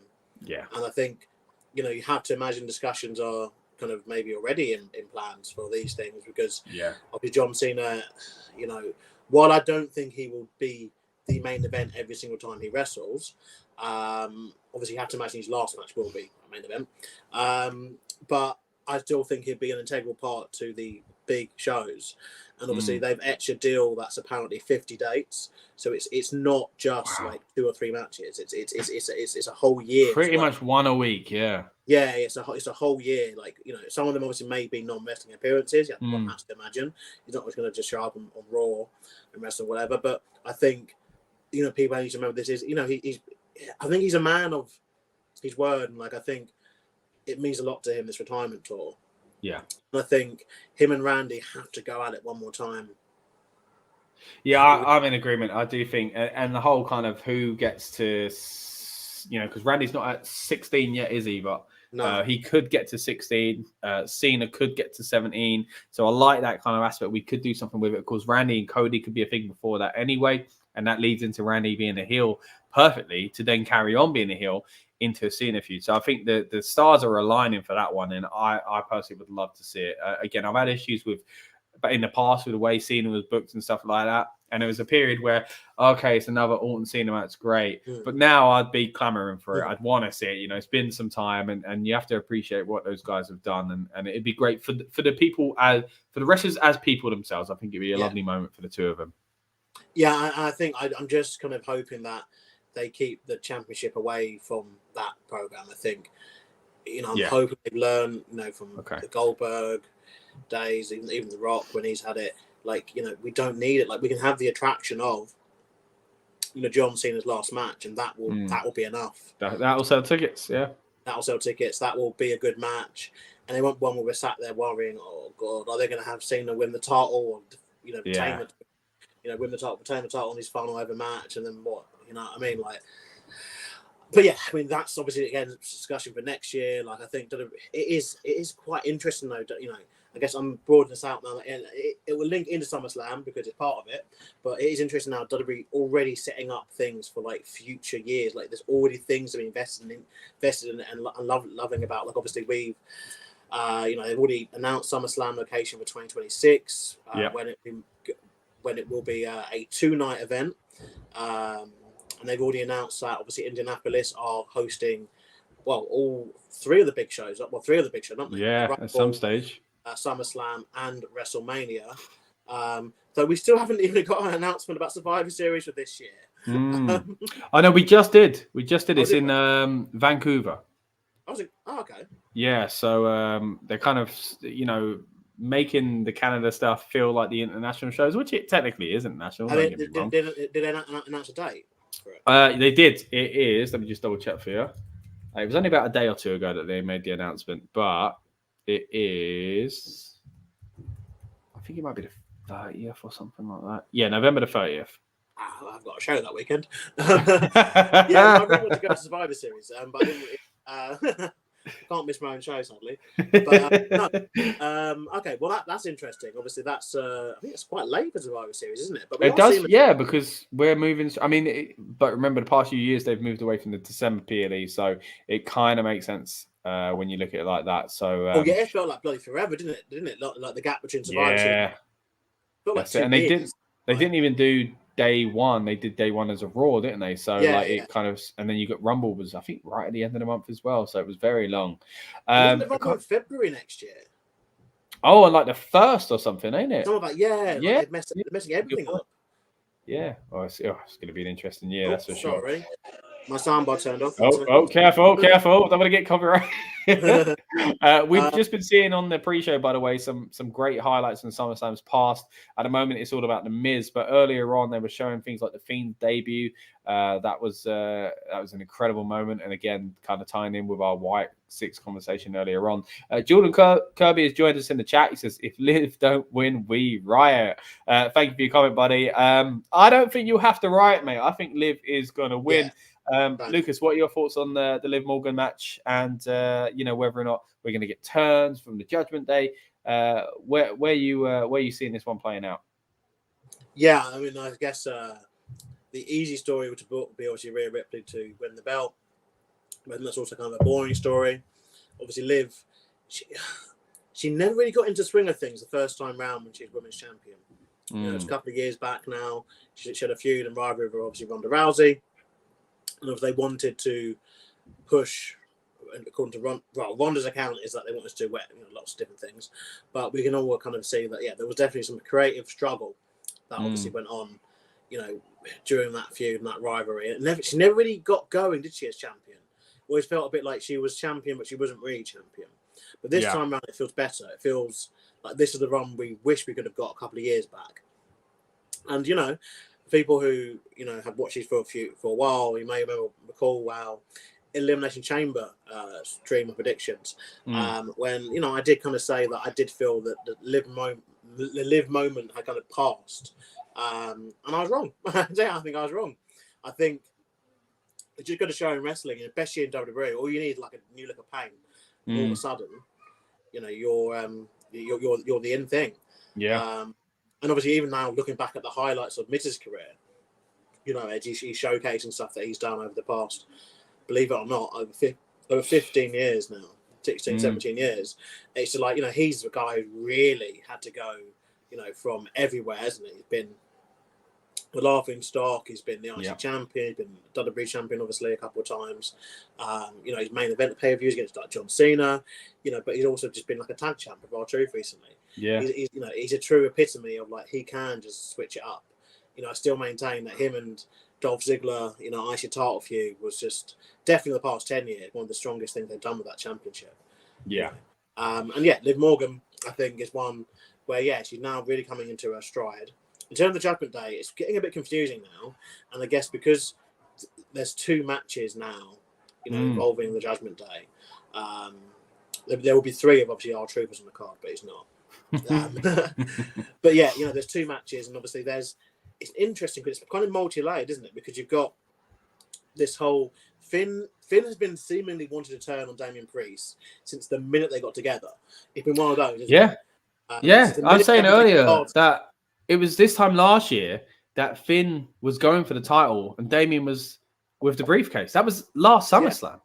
Yeah, it was. Yeah, I believe there was a few of us on the pod who kind of thought that Finn would win the belt at one point. Yeah. And then obviously Damian people cash in, and perhaps there's belief around the company as well that might have been a thing that could have happened. But we're now at the stage where we're a year later, and it still kind of hasn't happened. It's always weird, these things, because I'm going back to something you said earlier regarding things happening kind of off pay-per-view kind of thing. It's a bit like the New Day. Like, they've got a storyline going on Raw where obviously they're teasing the New Day maybe splitting down the line. But it's just like they've been doing this for like quite some time, like through the Imperium feud. And now for the feud, they're going in this endless feud with Thingamajig, Karrion Kross and his group. Final Testament. It's probably not going to happen, but it's a case of, it's just one of those discussion points. The same thing with here. But also with Finn, he's also linked in with this whole, Liv Morgan, Dominic Mysterio, hotel room key, all that kind of stuff. And then obviously there's now Carlito, who's he's like an unofficial member, I want to say. So earlier on we had Sludge Sports asking us, he hadn't watched WWE in a while, and he was like, is Carlito a member? And we was like, what? Sort of, because he isn't in character, but he is as far as segments go. Like, if you watch his Judgment Day, you don't question it, he is part of it. And Daniel Wiley was saying it's kind of like when Sami was in the Bloodline, he was kind of an unofficial member until he was accepted fully. And also like JD McDonough as well, it took a long time for him to kind of I think he's an official member now, even though he's not on the t-shirt still. But interesting there. And like you say, you've got Finn Balor potentially screwing Damian, potentially screwing Rhea, Dominic potentially screwing Rhea. Like, something's happening with the Judgment Day tonight. It feels like. I mentioned earlier on, Finn Balor tweeted some images that just said the Judgment Day. Some images that were taken of him, the boys, really. Him, JD, Dominic, and Priest. And that's all it said, the Judgment Day. And I was like, oh, that's a bit odd they did that. And then I thought, oh, wait a minute. Because I keep thinking if the Judgment Day split, it's Damian and Rhea going their separate way and the rest may be staying together. But maybe it's not. Maybe Damian stays within the Judgment Day fold and Rhea's the only one that's kicked out. It'd be, maybe it's all a big swerve and Damian's in on it. It'll be interesting to see. According to WWE.com, Carlito is an associate of the Judgment Day. Oh, okay, an associate, of course. This is a soft way of kind of getting him in that program. Obviously, there was talks about Carlito as late last year, obviously, about him already kind of returning some of his bad behaviour and bad ways, not being happy being booked, how he's booked. And I think maybe this has been the kind of thing to get him away from the forever feud that was going on with Legado del Fantasma and LWO, and I think this just gets him over to the other side, of things, and just a way to kind of use him. One has to. I think his contract was only a year as well, so potentially it could be one of those where he just leave at the end, or hopefully he sees that he's getting used better, and then decides to stay again. But I think it's interesting because it always just feels like Khalid's one of those guys as well. Like, it's like when back in the day, if you had like Big Show and Kane and any sort of tag team or group, like they're going to turn on someone. Like they're gonna, it's just going to happen. They're going to turn on someone. Like that's just, and the same thing. Khalid is one of those guys that you can't really trust. I mean, he's only just left LWO, as you say. So, like, it would be weird if he didn't. If they finally accepted him and he didn't turn, we're seeing that at the moment. Dominic Mysterio has been interviewed, by the way. Just keep an eye on the pre-show for us. And also, I don't know if you saw Lucas, but Maurice is here as well. This is really nice to see.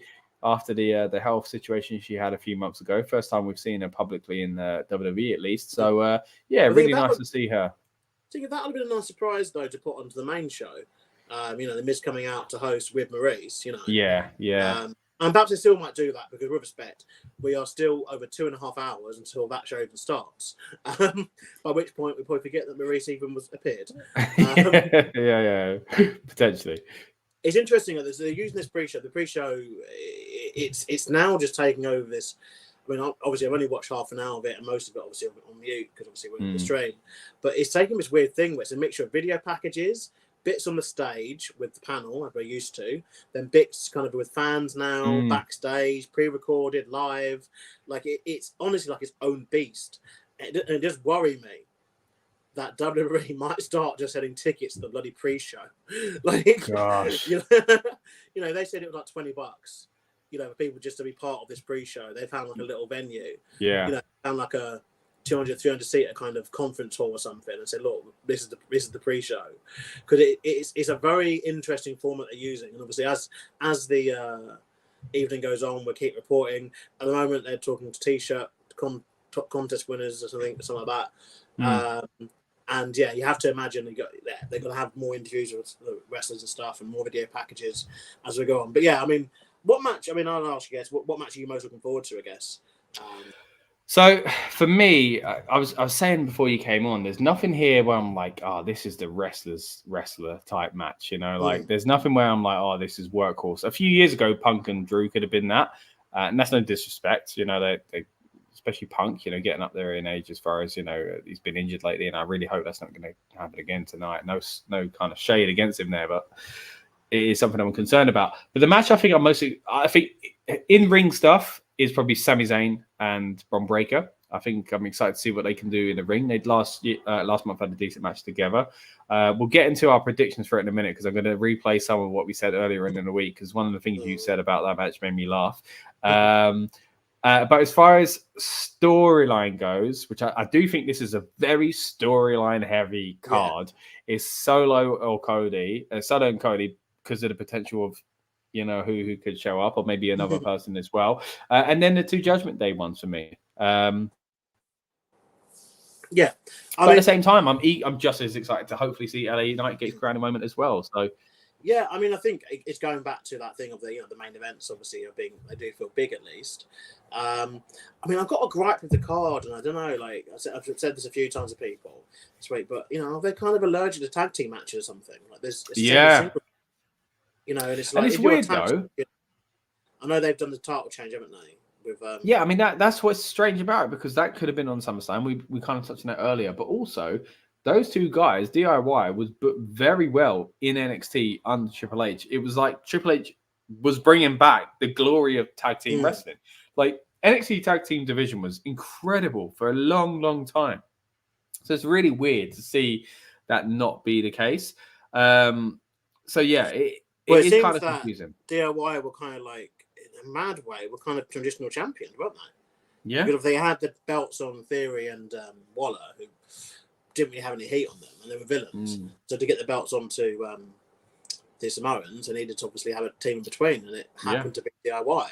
And I mean, you know, this is one of those, you know, moments, and I'm going to bring up something which I haven't brought up in a long time. But do you remember the NXT In Your House? I think maybe you're going to get this yet. You are going to get it. You know what I'm going to say. The NXT Takeover In Your House that happened during the pandemic era, and Charlotte Flair lost the NXT Women's title, and afterwards on the post show, I think one of the first one they did as well. One of the first ones they did about this post show stuff, they now like just invaded us with. Triple H said, "Oh, it's happening for a reason. It'll be explained," and it never got explained. And it's been like 3 years at the point of like, it's never going to explain. And it's similar here, where are we down the line going to build to DIY winning the tag belts back off the Samoans? Yeah. And you know, like you have to imagine, Triple H has been a fan of these guys for a long time, hasn't he? Since the NXT days. And there was that weird call up, I think it was 2019, that they got when they just randomly appeared on Raw back in Vince's just crazy script away kind of days. Yeah, and Colden as well, didn't he? Yeah, it was like a Raw, and like first match had like Johnny Gargano in it. Like, oh, okay. You know, then nothing was said of it, and they went back to NXT.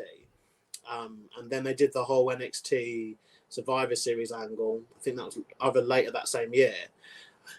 And then obviously Johnny Gargano, he famously left the company, you know, for a little bit, didn't he? You know, when Candice got pregnant, I think they both left, didn't they? I think, or their contract expired. Yeah. And they kind of back. And I mean, you know, guys, we're just as people, you know, don't want to say too much, obviously, but you know, outside of this, we have our group chat and stuff, and we are discussing different videos and stuff and content we want to do. And one of the topics that's been mentioned is kind of Triple H's weird kind of booking and like some people are better off with him in the company, but some people aren't. And it just seemed that people who you think would be safer just maybe aren't as safe. Like DIY, like you'd thought, they got the tag when they got the tag belts. I was like, oh, that's about like this is actually taking a long time for that to happen. I thought that would be an instantaneous. Put them back together, give them a couple of wins on SmackDown, win the tag belts on pay-per-view, and then let's go kind of thing. But it just seemed that they're now kind of the traditional champions to get the belts onto the Samoans,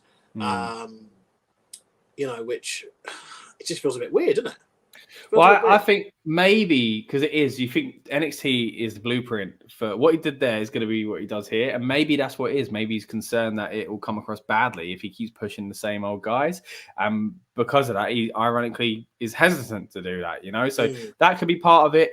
The Bloodline getting the titles is a whole different topic. We'll touch on that, I think, as when we get towards the solo FYI, match. The first I ever saw that when they walked in the tag belts, I was like, what belts have they got? You're still getting used to the new designs. I hadn't watched SmackDown before, but Fair enough.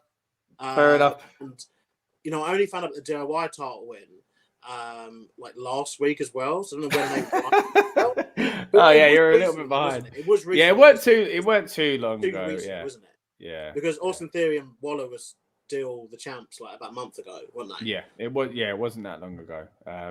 Good moment, but past already. Comment here from Exploring the Smoke. Friend of the channel, Jack there says Zayn versus Breaker is what he's interested in. Weirdly, I agree. I think it's going to be a good match, man. I just keep picturing Breaker running the ropes, like the way he runs those ropes is incredible, and that they did the spot about a month ago, didn't they, where he kept running around the ring and knocking people over.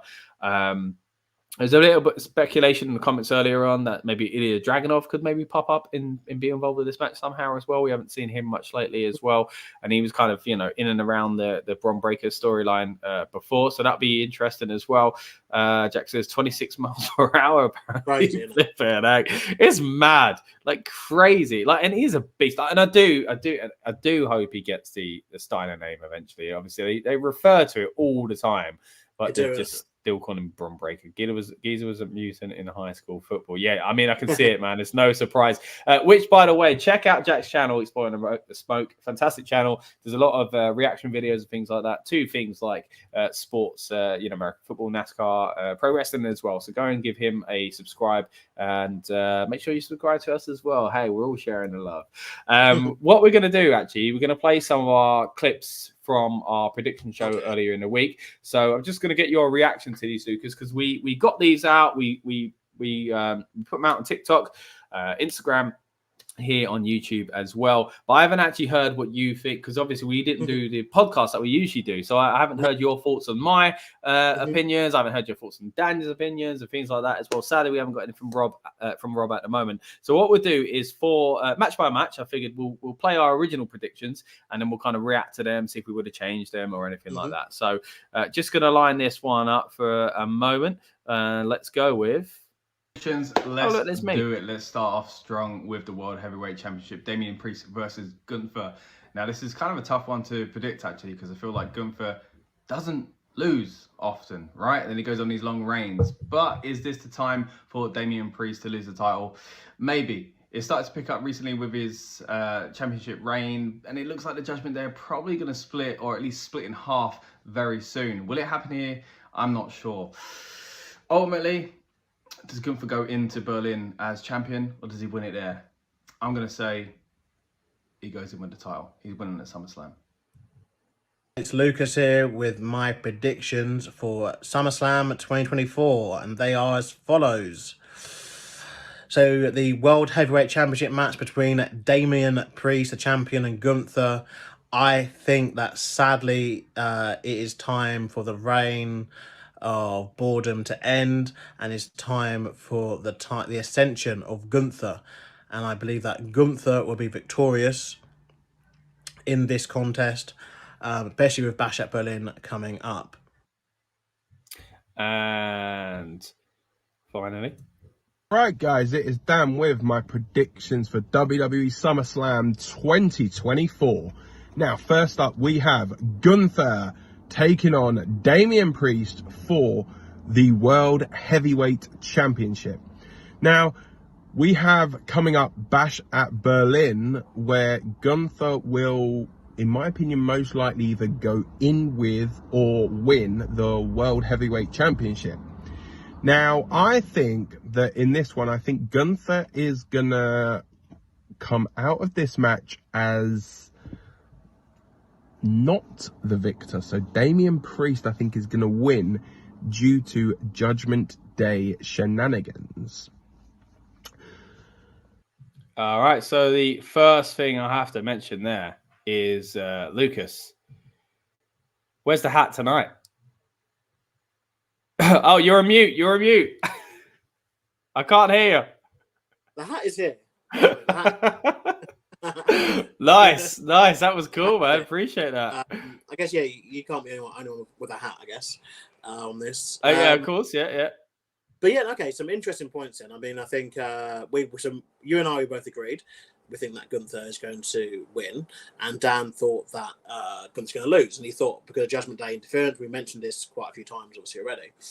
Now, I'm really torn because this is a very interesting one because obviously at the moment they position Damian Priest very, very much as the babyface, but his faction around him are villains. Then Gunther is very much a villain in this, like very much. Yeah, and they've even tweaked his character. At Berlin, though, is he going to be the babyface because that's his hometown? And this may even become the new problem with international pay-per-views existing, because it's gonna create all these weird situations, like in Saudi when they had to keep booking Mansoor every time because he was a local guy, he was their representative. And it's like, well, but if you put that match on, Extreme Rules like a week before or something, no one's gonna give a damn. But because it's Saudi now, people go crazy for it.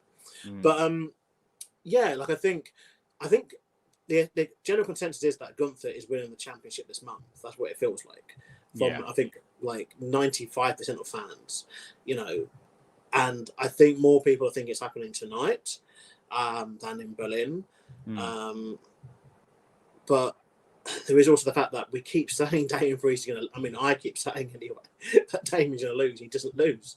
I think I have predicted every single title defense apart from... No, I think even for Backlash, I think I predicted Jey Uso to win. I've had so little faith in this title reign. You've proven you're wrong. Yeah.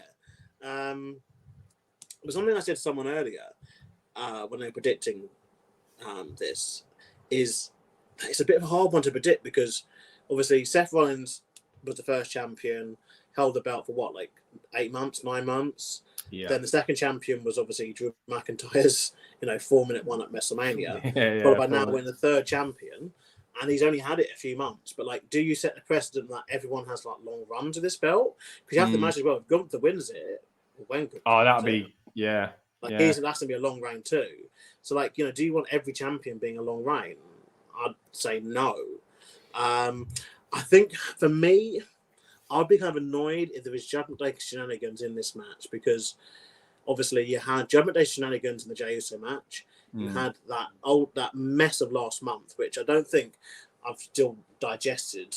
We didn't actually kick out and all that. Yeah, they're not kicking out situation, which that happens, and I don't want to go too much into that part. But I think the actual booking of Drew McIntyre winning the briefcase to then stupidly try and cash it in mid-match, and the mess they got themselves in to get. Yeah. I guess out of it, they're going to argue they got the championship and the main event. The Drew McIntyre Punk match out, but we was already there anyway. I don't, nothing has so much had already happened in that feud. It didn't need it. It was a clever spot, but the fact it was not executed well didn't help either. Yeah, but the thing is, we're already in the same place we're going to be in. Yeah, like they were just holding off, obviously, I guess, on announcing Punk and McIntyre because of Punk's injury situation. But. I guess the only thing it's done is give Seth Rollins a reason to be the referee, I guess, because obviously, Drew McIntyre's decision has ultimately, and CM Punk's decision to get involved with that decision, has ultimately led to Seth Rollins not being able to challenge for the World Championship again. And now, obviously, he wants to be the referee in this contest. Yeah. But I think you still could have kind of got there, anyway, without the whole cash-in failure situation. Because Rollins was doing right with McIntyre and Punk anyway. But yeah, from what I'm getting at, essentially, I think every match has been messy. And I think if it's messy again, then you're ultimately only setting up. I guess they could argue that will then set up Gunther as a babyface going into his hometown to win the championship. Yeah. I think you're definitely right in the risk in international PLEs, and as you say, Priest is a babyface within his stable now, which has been quite clever how they did it. And even on the kickoff show last night, it was him and Rhea that came out as a babyface reaction without the rest of them, which was quite interesting as well. There's always almost this divide already. And again, that could play into this match, but I'm with you. I think I'd prefer to see Judgment Day shenanigans in the Women's World title match instead.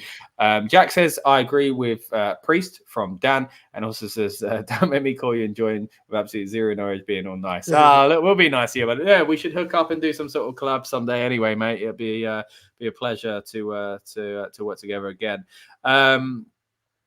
Let's get into the next match and talk about those again original predictions from the other day and get our reactions on them. So let's line this one up.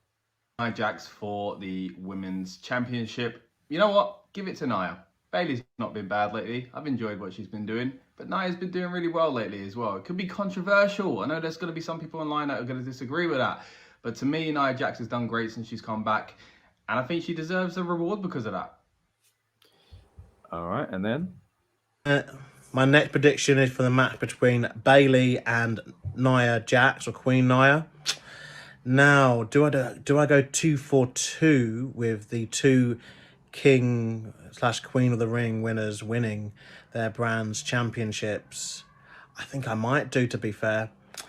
Weirdly, Bayley and Damian Priest's reigns both began at WrestleMania, and they both going to end at SummerSlam. It wasn't all whether you should do it.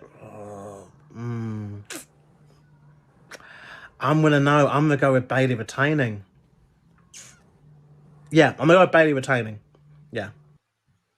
Have Bayley defending the WWE Women's Championship against Nia Jax, the Queen of the Ring, much like Gunther was King of the Ring. So, I think this one is going to be a clear victory for Bayley. Now, Bayley's not had the best run as Women's Champion. She's not been booked in the best way, but I do think she is leaving SummerSlam and leaving Cleveland as your WWE Women's Champion. All right, so interestingly there, you guys mentioned, of course, the Queen of the Ring thing, which I completely forgot about, which is the reason why Nia's in this match in the first place. Nia was leaning towards, you know what, why not give it to Nia? Look, I love Bayley. I think she's incredible, but I kind of lean into Dan's opinion there with that. It's just not been great. And I don't know whose fault that is. Just like since when she won the Rumble, just something's been missing, and I don't know why, and I don't know whose fault it is. But either way, it isn't what I hoped, and therefore I'm fine with it being over.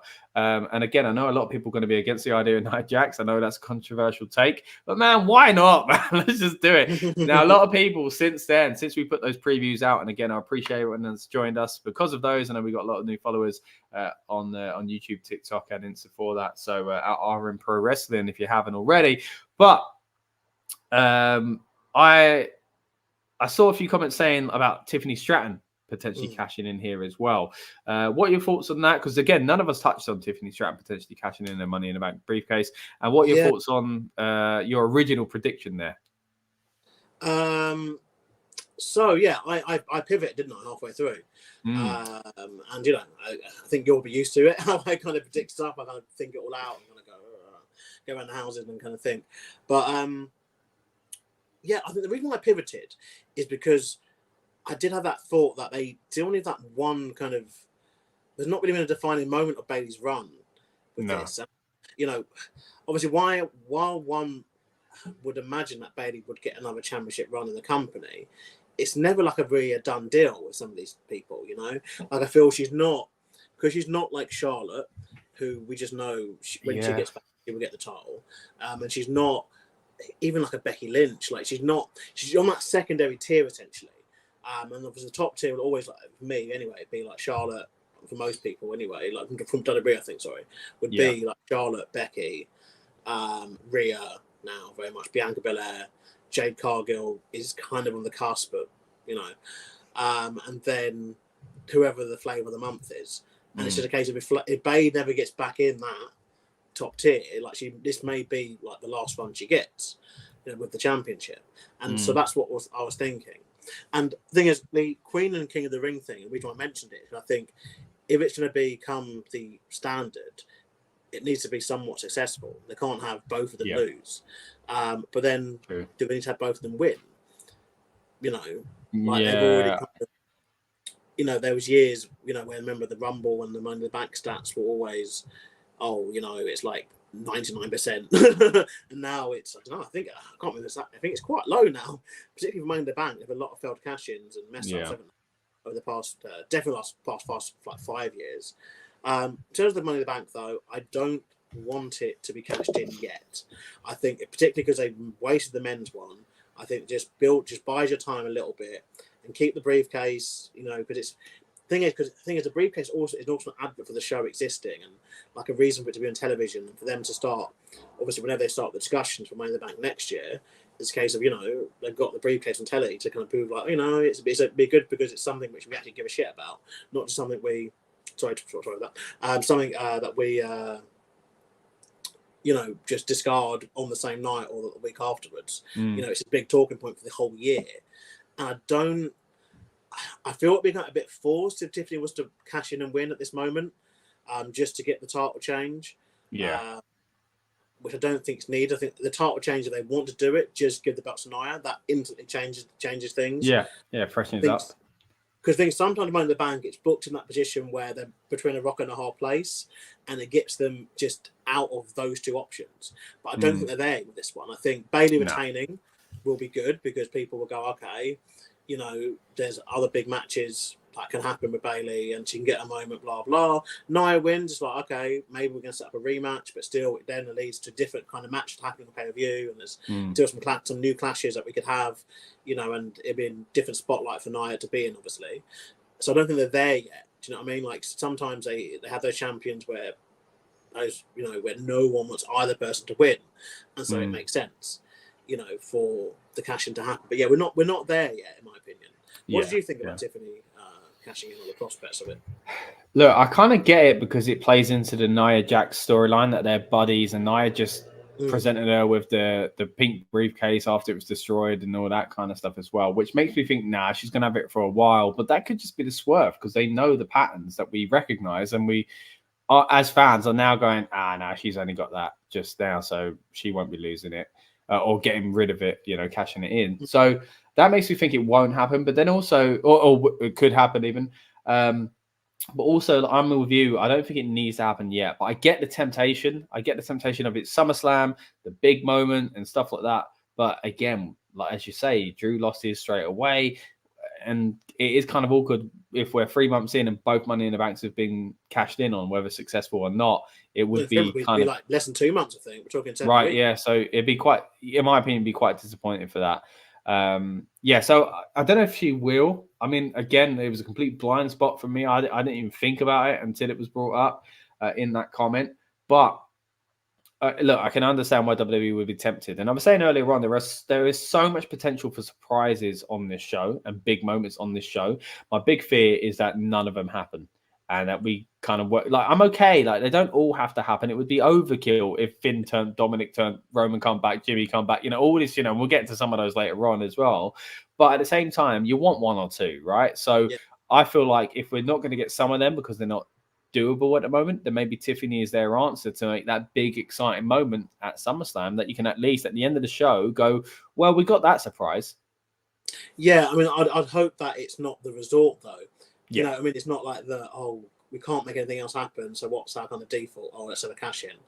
And I've got, again, maybe another video, but I've got a lot to say about cash ins and why I think that potentially Money in the Bank needs to be rested because it's creating this problem that didn't exist previously, because the expectation for a cash-in now are so high. Yeah. And it's almost impossible to live up to. And because I think everything's just been done, like cash-in wise. Every single option's been done. And they can't consistently decide on the rules of how they cash in either. Like, Dan O'Brien was stopped from cashing in on Mark Henry because he was injured 10 years ago. But then Big E was able to cash in on Bobby Lashley when he was injured. Yeah, and that was the whole point of a lot of those early cash-ins, was injury being taken advantage of. Yeah. And then obviously you've had cash-ins for the wrong championships. Austin Theory. Still, in my opinion, again, I think personally, Triple H has booked 2 of the worst cash-ins ever in his tenure, with the Austin Theory cashing in for the wrong bloody belt. If it had been the correct belt, at least, and he lost, I would have forgiven it. But you're cashing in for the wrong belt. And then obviously, what we've touched on already with Drew McIntyre last month, just the absolute waste of it, because there was just no need for that to happen. I'd honestly rather them have given it to Carmelo Hayes and said, look, we're going to build this guy for the next 6, 7, 9 months or whatever. And then we're going to do a cash in, because I think there's a few interesting stories that haven't happened that I think they could do with the briefcase. And again, probably not in our video, but in terms of SummerSlam and where we stand, King of the Ring, talking about King of the Ring this year, Gunther, he's in the main event, or one of the main events, I guess. Face Damian Priest. I think, we need to make it a precedent of okay, we're actually going to treat this seriously, and it will mean something. So I think, yes, for that reason, one of them has to win. And so that's why I went with Gunther, and then, but I kind of think Nia might win though. I don't know, but I don't think I don't think so. You're talking yourself back the other way now. But one last thing on Money in the Bank. Sorry, no, I don't. The only way I change it is for cash-in. That's the only way I change it. Because I don't think there's anything in Bayley going forward with the title. I don't know what she'd do next. So I'm for freshening it up some way, whether that's Nia or... And again, that's nothing against Bayley. I wanted her to win the title in the first place. But just something else, please. Just touching on the Money in the Bank thing earlier on, I mentioned this comment when we got out at the time, but Sludge Sports said if Solo wins, he wants Tiffany to cash in. So we'll be talking about the Solo possibilities as world champion later on as well. Victor Nash is what you guys are you watching AEW Collision the next 2 minutes? It goes off when SummerSlam comes on. Oh no, I haven't even been watching AEW Collision, mate. Is anything interesting been going on? Be good to get the scoop on that. So I appreciate your comment, buddy. Thanks for joining us. We are here to mainly hype ourselves up for SummerSlam, but of course, again, if something big's happened in AEW, we'd be interested in that. We are going to try our best to cover All In. It is over here in London at the end of the month as well. I know Lucas is going to be out there in Berlin for Bash in Berlin, so we'll try and get some coverage surrounding that PLE. So if you haven't already, please subscribe. And we tend to do this every PLE now. We get ourselves and you guys in the mood for the big show as well. Speaking of getting you in the mood, the kickoff show, or the countdown as they call it these days, is, as we mentioned, 3 hours long. We are 1 hour into that show, 2 hours into ours. We are that much more stamina based, I guess. We're the Iron Man of YouTube streaming, I guess. I just went on my mind went wild there thinking about Brett versus Sean Iron Man, but that's another story for another day. We are watching at the moment Damian Priest showing off his kind of New York roots, talking to his name's gone from me now. Peter Rosenberg at the moment. And a moment ago, we were also watching, because we were talking about how they're going to fill this show up. They were talking about some of the best SummerSlam moments in history. And I don't know if you saw, Lucas, but they were showing what I think is one of the best SummerSlam matches ever, The Rock versus Triple H SummerSlam ladder match. I absolutely love that match. It's a great example of the IC title being used to elevate people, especially when you look back on it now and you're like, these are two of the biggest characters of all time and a fantastic feud. But then you look at the stuff they were doing in '98 before they even got a sniff of the world title. And it'd be interesting to see, when we look in years ahead from today, do we look at those titles in the same way? Do we look at, I know there's been times where the US and the IC hasn't meant as much, but I do think we're starting to get there again.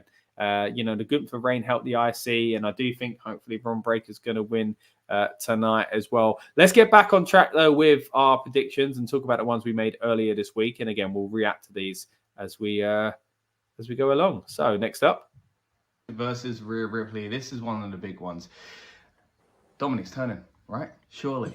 He just confessed his love for Mami again, and he really went in hard on Liv Morgan.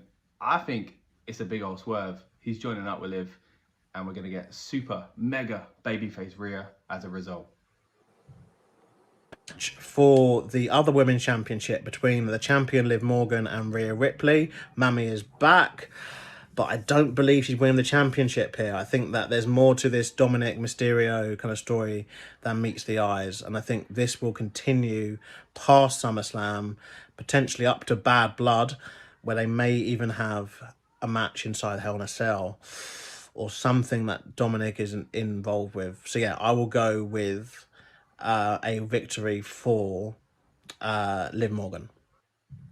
This match is Liv Morgan defending the women's world title against Rhea Bloody Ripley. Now, this is not a custody of Dominic Mysterio ladder match like everybody was anticipating it to be.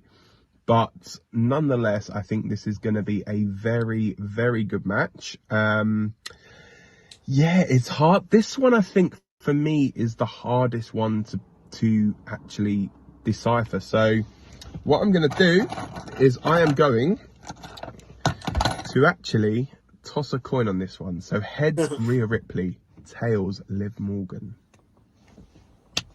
It is heads. So yeah, it is Rhea Ripley for me.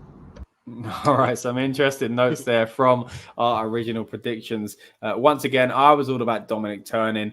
Dan couldn't decide, so he went for a heads or tails and ended up with Rhea, which I do find shocking, but I shouldn't because it wasn't his actual opinion. And you brought up a really good point of this going much further and getting to Bad Blood and a Hell in a Cell. So yeah, I just want to kind of pick up with that point first of all. Yeah, but then once I watched it back just now, I'm thinking there's some sort of structure for Dominic Mysterio, and I just thought of like genuinely one of my favourite stipulations, Shark Cage.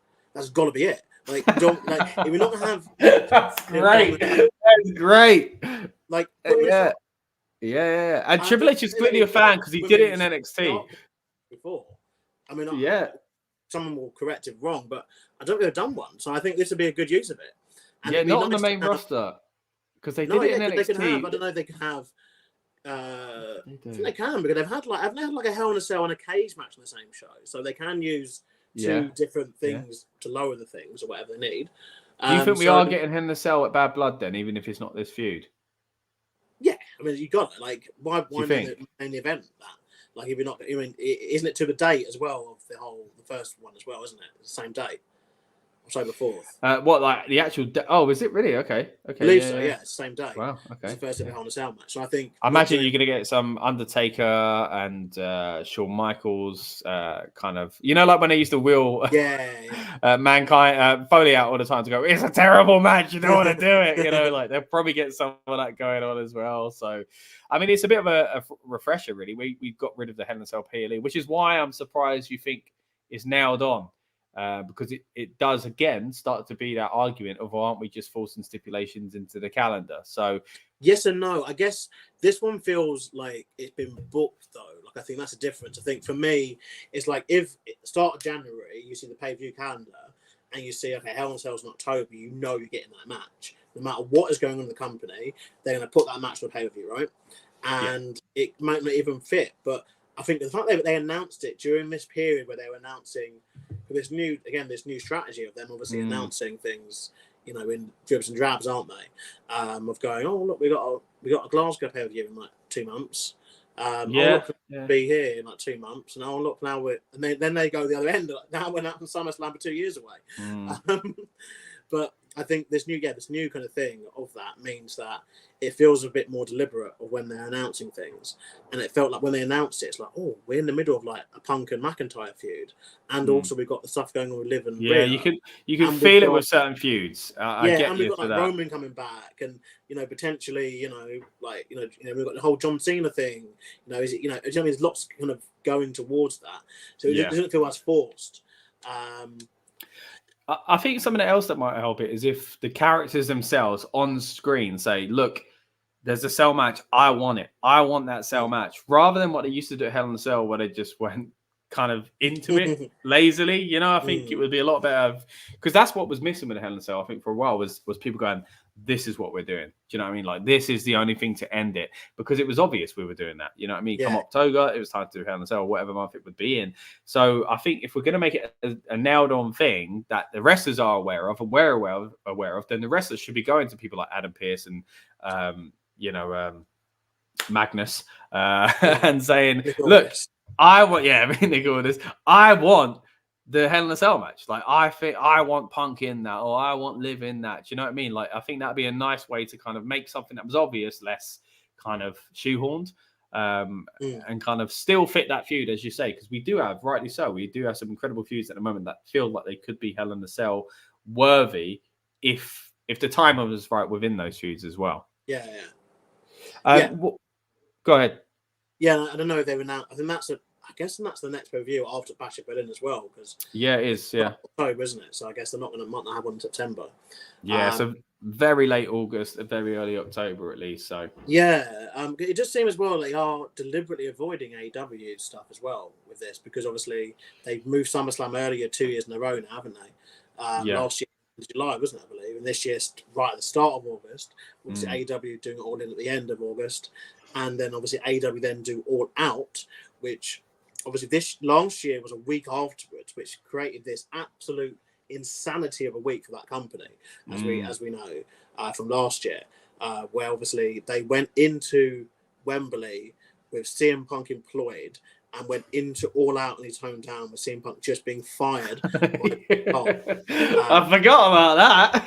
Via a whole week of probably the most amount of interest that AEW's had in history, as bonkers as it sounds, with all the speculation, all the talk about the fight and the incident and blah, blah. And obviously they showed it.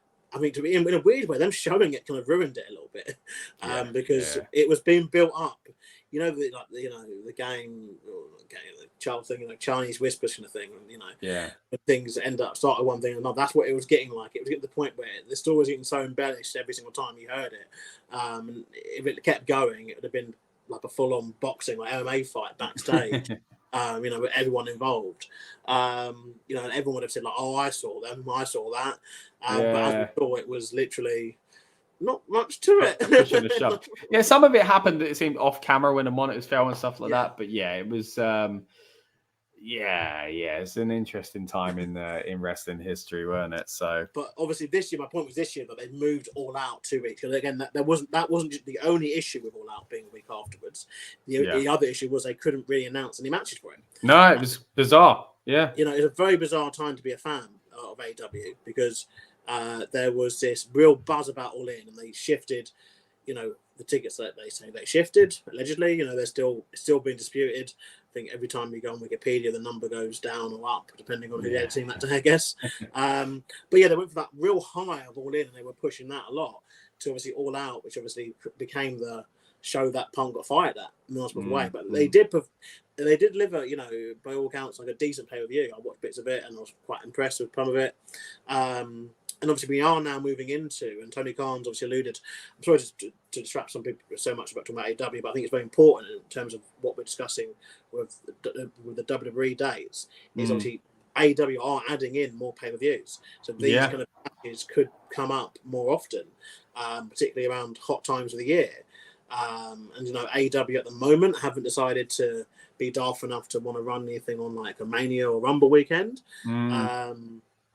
But one has to imagine that, this kind of situation, whether we want to call it a gentleman's agreement or whether it's just like pure luck, isn't going to kind of continue if both companies want to expand on particularly with WWE expanding internationally. that this won't be the case for forever.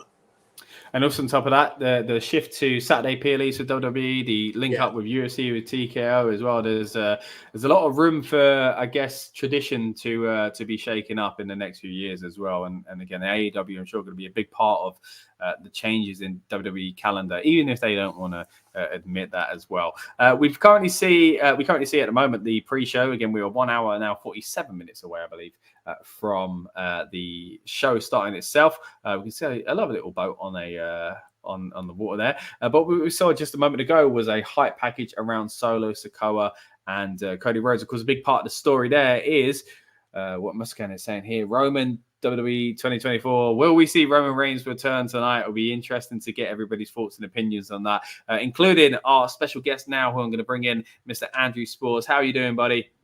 Hey, guys. By the way, I need to stop straight away. Do I have to go get a hat to be included? Yeah, well, the thing is, Lucas started without a hat, but his predictions earlier on, he had a hat in earlier this week. And I said, Lucas, where's your hat? And he's brought it back. So if you've got one, great. If you haven't, don't you worry about it, buddy. It's good enough seeing your beautiful face.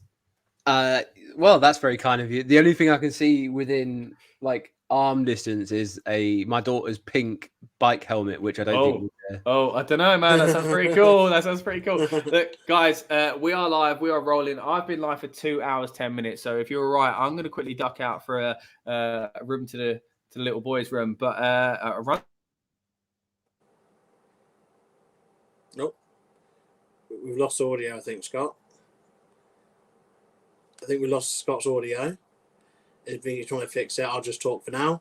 But yeah, nice to see you, Andy. Yeah, man. How's it going? You take over anyway. Yeah, okay, yeah, Scott. Yeah, Scott's going to dip out for a little bit. So what we were just discussing, of course, we're discussing a number of things. Obviously, someone had mentioned about AEW Collision being on at the moment. I was trying to get the link up on my thing, but it's not working. But it's interesting that they've kind of abandoned the whole like competing with WWE on a pay-per-view night by just moving their show earlier every single time now, because there's no point running against SummerSlam, is there really? No, I mean, like, you could maybe get away with it with one of the smaller PLEs, but like when it's SummerSlam and it's one of the big four or big five, whatever they're kind of counting as, it would be very silly. And it's not like it's a flagship show. Like Dynamite is maybe a different one, but at the end of the day, Dynamite's never going to clash with it because it's opposite days. And like Saturday's quite a bold choice. Like, once upon a time, I think SmackDown was a Saturday, but it's been a long time that I don't think people watch TV on a Saturday night much anymore. No. Not live anyway. It's a dead night. Like even over here, entertainment wise, it was a very busy night for us. Obviously, when like I was a kid, Saturday night television was always like the peak of the week, wasn't it? For a number of years. But even in recent years, lots of shows have shifted away from definitely being live on a Saturday. If you do get Saturday stuff, it's usually repeats, recap shows, that kind of thing. But I guess obviously you could argue with that. That's how TV's moved on. But definitely with wrestling, it's one of those where you are now for Saturday evenings in the summer, you're competing with literally anything else that's outdoors, and you get to the point where obviously over here we've actually had a summer the past week and a bit. We actually had a summer, and it gets to the point where people just want to be outside, and I think it's very hard anyway to run on a Saturday. But then when you add in the fact they want to run against the number one company in the world, and in a time where people just want to do anything else, rather than sit in an arena or in a venue that can help it. But yeah, it'd be interesting to see how these go forward, because obviously AEW seemingly wants to add more pay-per-views to their slate. WWE seemingly, obviously, with how they're doing things now, really shaking up their business. We're obviously adding doing the international events, as well as obviously changing the events to Saturdays, as well as not being afraid to move events to weeks we never thought. We're getting a Rumble on the 1st of February next year, and we're getting WrestleMania on Easter weekend, a weekend which we thought would just never touch. It was always a case of mainly had to be before then. We've got SummerSlam in July, start of August now. It just seems like everything's kind of up in the air with it. So it's a case of, I don't know, it'd be interesting to see if Collision stays on a Saturday, going forward, because I don't see how it's going to compete. Have we ever had I know we've had NXT shows go on the same weekend as big AEW like pay-per-views, because obviously like AEW does those kind of like TV specials, but when it's like one of their pay-per-view weekends, have we ever actually had a weekend where WWE's ran a main roster premium live event on the same week? Battleground last year, the cage match, was it the cage match one? Wasn't that on the same weekend as All Out? I swear. But was that an NXT one, or was that one that was a main roster? No, main roster one. The one that Becky Lynch and Trish had the cage match on. I think that was the weekend as All Out, wasn't it? Because it was mad. Because I remember it. I think it was because it was obviously the week of, we spoke about it and how much you were listening before, but the week obviously of the all-in drama, and then it went to a 5-match pay-per-view card on the Saturday with WWE as the first event. And it was an event that really no one really cared about, because the main focus obviously in the wrestling world was, what was going on in Chicago. I'm pretty sure it was the Battleground, the one that they had a cage match at last year. Is this Trish and? Yeah, I don't know what we were talking with. Andy asked the question of, have WWE a main roster pay-per-view? Has it been on the same weekend as an AEW one? Yeah, I think it was definitely that one. There definitely was. Yeah, I think you're right. I think it was one. It was a WWE one that wasn't a huge one. Becky Trish was Payback. Payback, sorry, yeah. Was that the same? That was the same weekend as All Out, wasn't it? I think. I'm just trying to see if I can find the dates, which makes for riveting viewing for anyone who's watched it. I believe it was. Let's have a look. They've only run that Payback show. Has been very weird. They've run it so sporadically. It comes. I guess it's off the pay-per-view calendar this year as well, wasn't it? Yes, because it acted as if, I remember thinking it was the Backlash of SummerSlam, because the similar kind of name. So it definitely was. But it's weird to think purely after SummerSlam. So Payback was was that the same one? September the 2nd, 2023, which wasn't the same weekend because it was August for. Yeah, it would be then. Yeah, because All Out though, because All In, then All Out. Oh right, All Out. Right, yeah. Yeah, so it could be. Take All About was a week after. That's a shame. The Hokey Cokey was sold out as well. It's Labor Day weekend. That's what they ran. Yes, you're right. 3rd of September. So second was the Payback. Yeah. Yeah, because I mean, the talk going into Payback from a lot of people was, is CM Punk going to show up, or is there going to be something from WWE side? And obviously, as we know, WWE being an actual professional organisation, they decided just to run their event as if the competition didn't exist, because that's how you run a wrestling show, isn't it? You've got punters to please. But yeah, so your point was, so basically, we was asking essentially, has it happened? It has happened, but on that occasion, it was obviously a minor pay-per-view for the WWE, and they ran the day before. But so not on the same day yet. I think that's probably the way to do it. I guess if the WWE go before, I guess you don't want to go after. Do you want to go after that? I don't know. Does it really matter to them? I think you'd always go before, right? Because there's this idea that you could have wrestling fatigue. Because imagine if you had to sit for a 7-hour AEW pay-per-view, and then no one's going to want to watch another 3 hours the next night. No one's definitely going to be watching the 3-hour preview or like whatever it's on at the moment, because let's face it, there's nothing on it. It's just videos. You just need to be watching us rather than that. Yeah, definitely. That's what we're here for. I mean, look, we try and use this as a time tax, as a watch along, but there's not much to talk about. As you say, it's promo packages for things like that. I watched your preview last night, Andy, on the Wrestling Royalty, and give me a whole great stuff with you and Sam, and an interesting point you guys brought up. And funny enough, I haven't mentioned this yet, but to Lucas, but Lucas said the exact same thing earlier on, and is that you both basically ended up talking about how maybe, going back to the glory days of Sunday Night Heat, maybe this could become an opportunity to bring Heat back. I thought it was a really good kind of comment there. So yeah, Andy, what are your thoughts on this 3-hour pre-show of WWE, or the countdown as they call it these days? Have you seen much of it? I haven't watched a single minute of it, because for me, and I don't know if everyone agrees, but I like, one of my favorite things about WWE is how well they put their pre-match packages together. Yes. It's one of the things that actually makes WWE stand out from anyone else, is because the production value is so good. But I also want to watch those pre-match vignette things, the whatever the promos you want to call them, just before the match happens, because it hypes you up, it gets you excited for it. Yeah. What I don't want to see is the same thing 2 or 3 times in a 3-hour pre-show when there's no value in that. I don't understand the point, because I was at the Philly WrestleMania and I was actually looking over on the first night. We were looking over the fence drinking where they had the panel, and it was in front of the. I get it, that's kind of cool, but like there's not much going on really when you think about it. Like I just don't understand, for SummerSlam especially, get like a couple of matches on. Like if it's a 3-hour like pre-show, there's absolutely zero reason why we can't have at least 2 matches on that, because there's so many good things happening in WWE at the moment, yet they're not on the card. They're nowhere to be seen. You had a tag team title change last night on SmackDown. You've got the Wyatt Six stuff that's nowhere to be seen. You've got the Kofi Kingston and Xavier Woods stuff against Karrion Kross, nowhere to be seen. The only way those kind of things are going to get over is to put it in front of a big audience, make it feel like it's a big thing. But having them on the Raw after or the SmackDown before doesn't really suit it. And what's happened to tag team wrestling? There's not a single tag team match on this card tonight. Yeah, I mean, you bring some great points. We've touched on a few of those already, haven't we, Lucas? I mean, go on, what was you going to say there?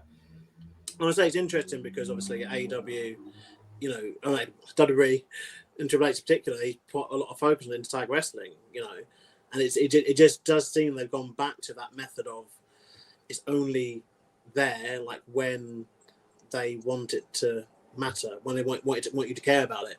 You know, they put it in the main event of WrestleMania because, you know, it was the big story involving the bloodline, and every single big tag match has been essentially involving the bloodline. And since WrestleMania, they've done the ladder match, and it seems that they haven't really cared about it really. And the same thing with the women's tag belts. They cared about them because it was a vehicle to get Jay Cargill in. And now that that's kind of, you know, cooled off, at least, they don't care about them anymore. And we're back to obviously having no tag titles on the show. And I'm definitely with you, Andy, with this. I don't get pre-shows not having matches. I don't get it. And, you know, I genuinely thought it was a joke when I found out this pre-show is 3 hours long. I thought that but then I've been watching some of the highlights of the past 20 minutes. I've been trying to sort out watching AW, but I can't find it. You know, I was like, how are they doing 3 hours? But this format they've got, it seems, is one where it's like a magazine show where they're doing a mix of live interviews, pre-recorded interviews, interviewing fans at the panel, basically anything apart from doing a bloody match. Like, you know, at this point. Yeah. I think the same goes into yesterday as well. Like the kick, what they're now calling the kickoff show. I like them, but I think they're better for fans. They're better in person. There's like little kind of jokey things that happen, slightly out of character a little bit as well. And you know, last month Triple H brought a child on stage. This time he brought Michael Cole out to do the spraying of the water and all that. Like I like what we see on those shows, but nothing of consequence happens. Like there wasn't even a pull apart or anything like that, which we could have had. That could have fed into a new promo package. Tonight could have been shown on the thing, which makes you go, oh, I should have watched that kickoff show last night. I genuinely think that a lot of this has to be ad revenue and watch time. I think that is surely what this is all about. I mean, that's why Raw's 3 hours. We've got to remember that. Now it's a different kind of ball game online. It's a new world for them. But I think that's surely what it is. And there used to be this kind of stigma. If you were on the pre-show, your match didn't count. But when you are, and I mentioned it earlier on before you guys joined me, when you're building towards what I think is clearly going to become a 2-night situation, and this is another pod for another day, don't get me wrong, 2-night Mania, 2-night SummerSlam, 2-night Survivor Series, 2-night Rumble, especially when you have 2 Rumbles and 2 War Games matches as well. SummerSlam is going to happen like that eventually anyway. I feel like they're testing the waters by having the SmackDown in the location of the PLE. We've had it for the international shows. Now we're even getting it for places like Cleveland. And you could argue that it is your kind of, it's almost a pre-show. Like SmackDown was almost a pre-show to SummerSlam. And while it's always been somewhat the case with go-home shows anyway, like we really could have seen, as you mentioned, Andy, the tag title match on the pre-show. We mentioned earlier on the Wyatt Six. You also mentioned the New Day situation. There is no reason why they couldn't be on the pre-show, because the only argument against that, and again, I mentioned this earlier on before, we've talked about this off air as well, that it makes Raw and SmackDown must see, which I get that. Don't get me wrong. I look at these highlights and I'm like, man, Raw was stacked. So I get that. But the thing they've got at the moment is an incredibly stacked roster where it's hard to get on cards anyway. So they do have the kind of pleasure of having this incredible roster that can slot into so many different places, and they could easily fit out a pre-show and the SmackDown and the Raw after the PLE. So it is wild that we're not seeing matches take place. Yeah, and it's even more so. Like, I was just doing the figuring out there. A 3-hour pre-show, there's 7 matches on the card. It works out they've got to talk about each 25 minutes for each match on a pre-show, which, like, okay, you probably could. Like, we could do it. Like, you've been doing it, yeah. You are going to do it, but you don't have the facility to put on a match, and you don't have the facility to. Hell, why didn't you even put an NXT match on? Like, and give some exposure to the NXT people, like the people who are going to be wrestling NXT in a stadium, because it's a very different ball game going from the performance center and, you know, and that intimate crowd. So how does that translate to sticking you on a pre-show in front of a load of people? Now, you can't tell me that Roxanne Perez wouldn't progress to the next level of her career by sticking her in front of the 30,000 people, but it doesn't matter that it's not a full stadium. But it matters to her because she's getting that exposure. Trick Williams needs to develop a little bit more in terms of his in-ring ability. Now you could do that on a bigger stage. I just don't understand. Like, you've got that facility to do it. You've got all these other, like, sort of minor ones. It's little bits and pieces where WWE are doing so well, but just these tightening of these other areas could make it next level. Like, they could just blow any competitor out the water just by having these matches that people want to see in a stadium. Yeah, I think that's a fantastic point in NXT. I guess what they're trying to do is they're trying to make their pay-per-views feel special, and that there's that spot that you've earned, kind of thing. But I guess the problem they've got is they've got such a bloated roster, and we're not in the days now where, you know, one name's like selling all the tickets. It's a mixture, it's a brand, and people want to see their favorites, and the pay-per-views aren't representing what the company really is, because the company involves tag team wrestling, and there's no tag team wrestling tonight. The company involves, you know, like several different people that aren't part of the broadcast. And I think somebody mentioning NXT there was interesting, because I actually think conversely to that, I think you don't maybe even need it to be in the same stadium. Could you not get away with just booking an arena, having the pre-show somewhere separate? If this is going to be 3 hours long, like, or can't they even pre-record it the night before or something and just put it on the next day? Well, a lot of these venues, especially out in the States, they've got it just like we've got at Wembley, where there is an arena next door. You literally could have a mini NXT sort of show going on, and then there's an hour to get to your seats. And in that hour is when they do these promo packages and these interviews. And I don't know if you've touched upon it already, and I guess it's going to be touched upon by a lot of people. Like, something which obviously some people have mentioned, obviously, about the potential London show, if it isn't WrestleMania or whatever. Like, people mentioned the thing of they could do 2 shows in 2 different locations. Could they not just have the Performance Center live now with a crowd in Florida, it's the other side of the country, for like a couple of matches on the pre-show, and then go back to the stadium for the main show? It would at least achieve the goal of getting the matches on, and it won't involve. I mean, the main problem I guess people always have with the pre-show matches is there not being a crowd there.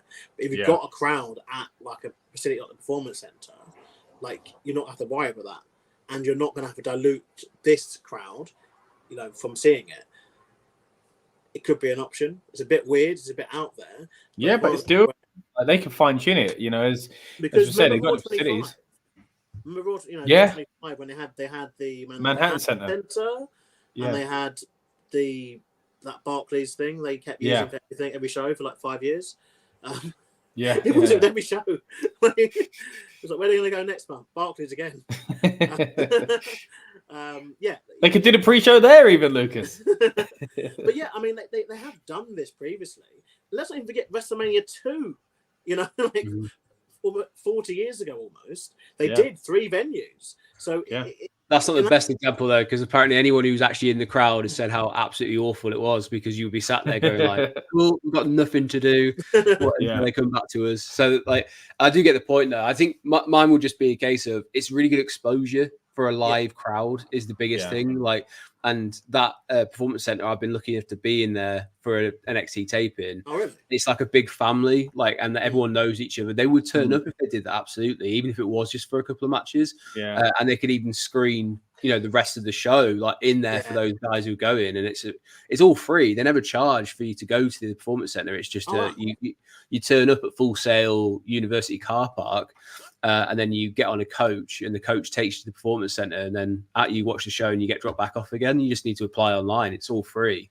Right. But it's a great experience. They have like a DJ who plays like random songs, and everyone's having a great time. But so yeah, it'll go down well there. But my thing is just Trick Williams and the likes who they're trying to push on next could really benefit from actually have a match in front of like thousands of people, because NXT's hot and it's had a couple of arena shows this year, and that's really cool and everything, but that's not the same as walking out in Cleveland Stadium and going like, oh, okay, cool. Like, and even like if you equate to like football, like it'd be very different, because you get that experience of going to the locker room and like changing and experiencing like a big like day out for your premium live event, and they could benefit from it. But I was going to say the tag team stuff as well. It's really frustrating because Scott, I can't remember if you were there when WWE did their NXT show in the UK show in Cardiff.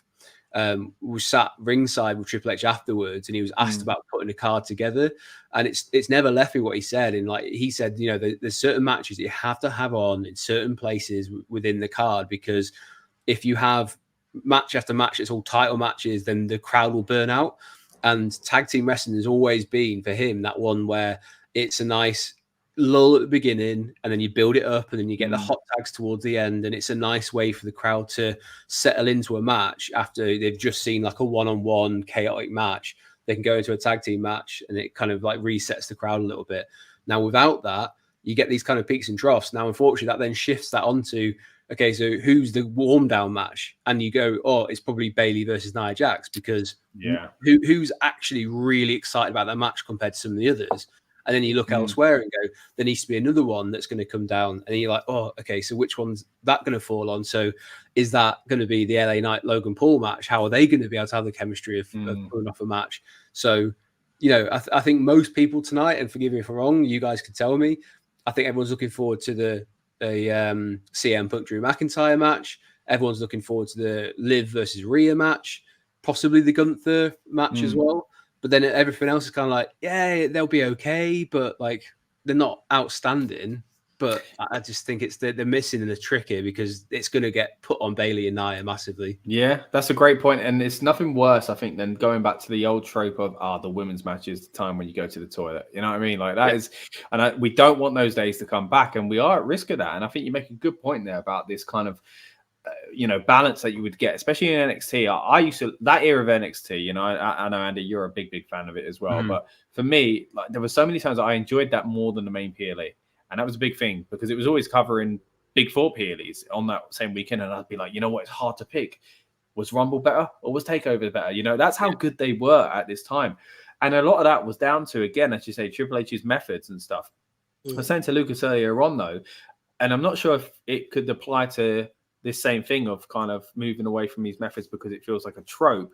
But I do feel like maybe with certain wrestlers that you thought, oh yeah, they're going to get used well, because we've seen what's happened in the past, that he might be slightly, I don't want to use the word scared to pull the trigger with him, but kind of somewhat like that at least, because we talked earlier on about DIY and a lack of tag teams, as you say. Like, is it just simply that it's too obvious for him to push DIY, that it might seem like he's pushing these, not buddies, but his favorites, if that makes sense, because he spent so much time with them. He had an incredible program with both of them individually in different feuds, together as DIY, apart hating each other as DIY, disbanded as well. Is it just simply that he doesn't want to do the same old thing, or maybe even thinks, oh, that's been done? And if that's the case, that can't be fully true, because he's still using them together. So yeah, Andy, do you think there's some sort of fear from Triple H to kind of be predictable, if that makes sense? I don't know, but at the same time, he's falling into the pitfall of what happens is, like, if you've ever, I don't know if you've ever been a manager and you've worked with a mate who's kind of like on, works underneath you sort of thing, you almost end up punishing them a little bit because you don't want to be seen as like giving them favoritism. Yeah, and it almost that's what I mean. With them, it's like, well, we can't push you because then I'll get all the people online will be going, oh, he's like NXT darling. His favorites, yeah. And then it's like, yeah, but there's a reason why, because they put on such a good program that my expectation when they were, like especially with Johnny Gargano when he was re-signed and kind of put on. I was like, oh, cool, we're finally going to get Ciampa and Gargano on the main roster. The rest of the world will see what they can do. Yeah, they'll realize that you should have been watching NXT this whole time. We might even get their story, but in an even bigger way. And, you know, I don't think they'd ever be able to recreate because it just felt like lightning in a bottle and it was so good. You know, can you ever do that again? But at the same time, like, I just feel sorry for them. Like, I get there's like other stories at play, but those guys are so reliable. They're so good at what they do and they're not being used properly. And it feels a bit personal at this point because you're just like, you relied on these guys for the best part of like 2 years in NXT, and now you're not going to repay that faith and like kind of show it on a bigger. And like maybe it's because he's kind of drank from the Kool-Aid of these guys aren't going to be the face of the business. They just can't be at this stage or whatever. It just feels like give them the ball, give them the tag team ball, and let them run with it. But now it's like well, he did for 4 weeks. But not on a PLE as well. And I mean, even that we'll get to bloodline stuff later on, I'm sure, and the kind of possible reasons they've given it to those guys. But taking them from DIY, just going back to that again, even like with what you said there, Andy, like they will repay that. Like they will give you, you know, entertainment. That's what we're here for. If you want SmackDown, it's Johnny's hometown. Like I know, yeah. What they did on SmackDown was great, but that should have been on SummerSlam. Like the week after his dad's cafe or restaurant got burnt down as well. Oh no, did it? I didn't see that. Oh. Yeah, because he had to put out a thing on Twitter or X, whatever you can call it. He said, "Oh, just to let everyone know, because I've had a lot of questions of people saying like, I want to visit your dad's business. Unfortunately, like last night, it was burnt to the ground, and like my dad's devastated. It's been where he's like every day for however many years. Yeah." And it's like, so his dad lost his business. He's lost his titles in front of his home crowd yesterday. Not on the card tonight.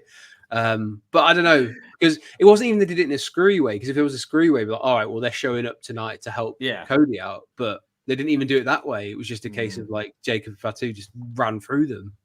Yeah, it's more about putting it on the bloodline. And again, we'll touch on those guys later on. I know Lucas earlier on was saying that it seems like DIY were just simply transitional champions to get them off of Grayson Waller and Austin Theory as well. A few more comments here. Jordan says it's going to be fun tonight. Yeah, I'm in the same boat as you, mate. I think this is a fantastic card. I think we've got the potential of so many twists and turns and maybe returns as well. Star Sports, talking of returns, Star Sports is back in the house. Are you back from cricket practice there, buddy? Thanks for joining us, mate. Appreciate you every single time. And anyone watches live or on demand and drops us a comment, we really do, again, appreciate your support. Now, let's get back on track and talk about the matches individually. We did a few of these before Andy joined us, so we'll kind of catch up on the ones that he wasn't here for in just a moment. But let's swing back to our predictions from earlier in the week, and we'll kind of see again if our opinions would have changed. And again, this will be an opportunity to talk about each other's opinions as well, as far as myself, Dan, and Lucas at least. So let's go back to these. And first up, versus Rhea Ripley. This is one of the big ones. We did that one, didn't we? Yeah, we did it.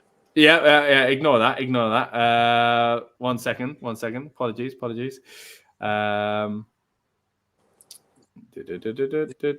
Maybe. Or... Yeah, I'm just trying to think what number I've got up here. Hold on. Versus no, that's the wrong one again. Now I noticed. Eventually, we've done more matches than I realised. Here we go. This fan's really sat down, by the way. What's that down?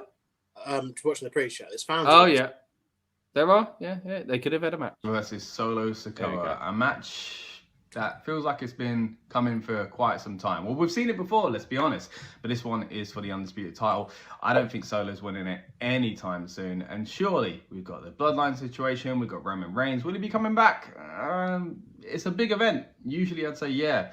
It kind of doesn't feel like the right time. It feels like a lot is going on at this PLE with potential turns and returns. So I'm going to just go with a nice and easy, clean win for Cody Rhodes on this one, with some shenanigans. Maybe not so easy. I'm guessing of SummerSlam for the Undisputed WWE Championship as Cody Rhodes takes on who's facing? Solo Sikoa. That's it. Now this match is, let's be real, it's about one man and one man only, and neither of them actually wrestling in this match.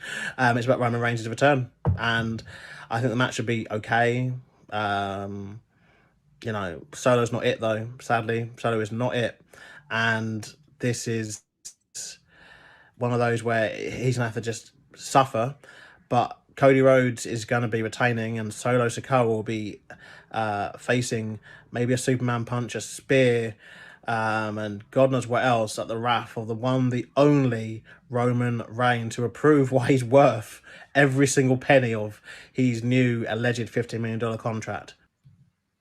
We have the WWE Undisputed Championship between Cody Rhodes and the head of the table, Solo Sikoa. Now, is this where we see Roman Reigns come back? Yes. Roman Reigns is coming back, and he is going to cost Solo Sikoa the championship. Cody Rhodes is going to be leaving SummerSlam as the all-conquering babyface and leaving still your WWE champion. All right, so some interesting takes again from our shorts, reels, TikToks, whatever you want to call them, earlier on this week at RN Pro Wrestling, if you aren't following us already.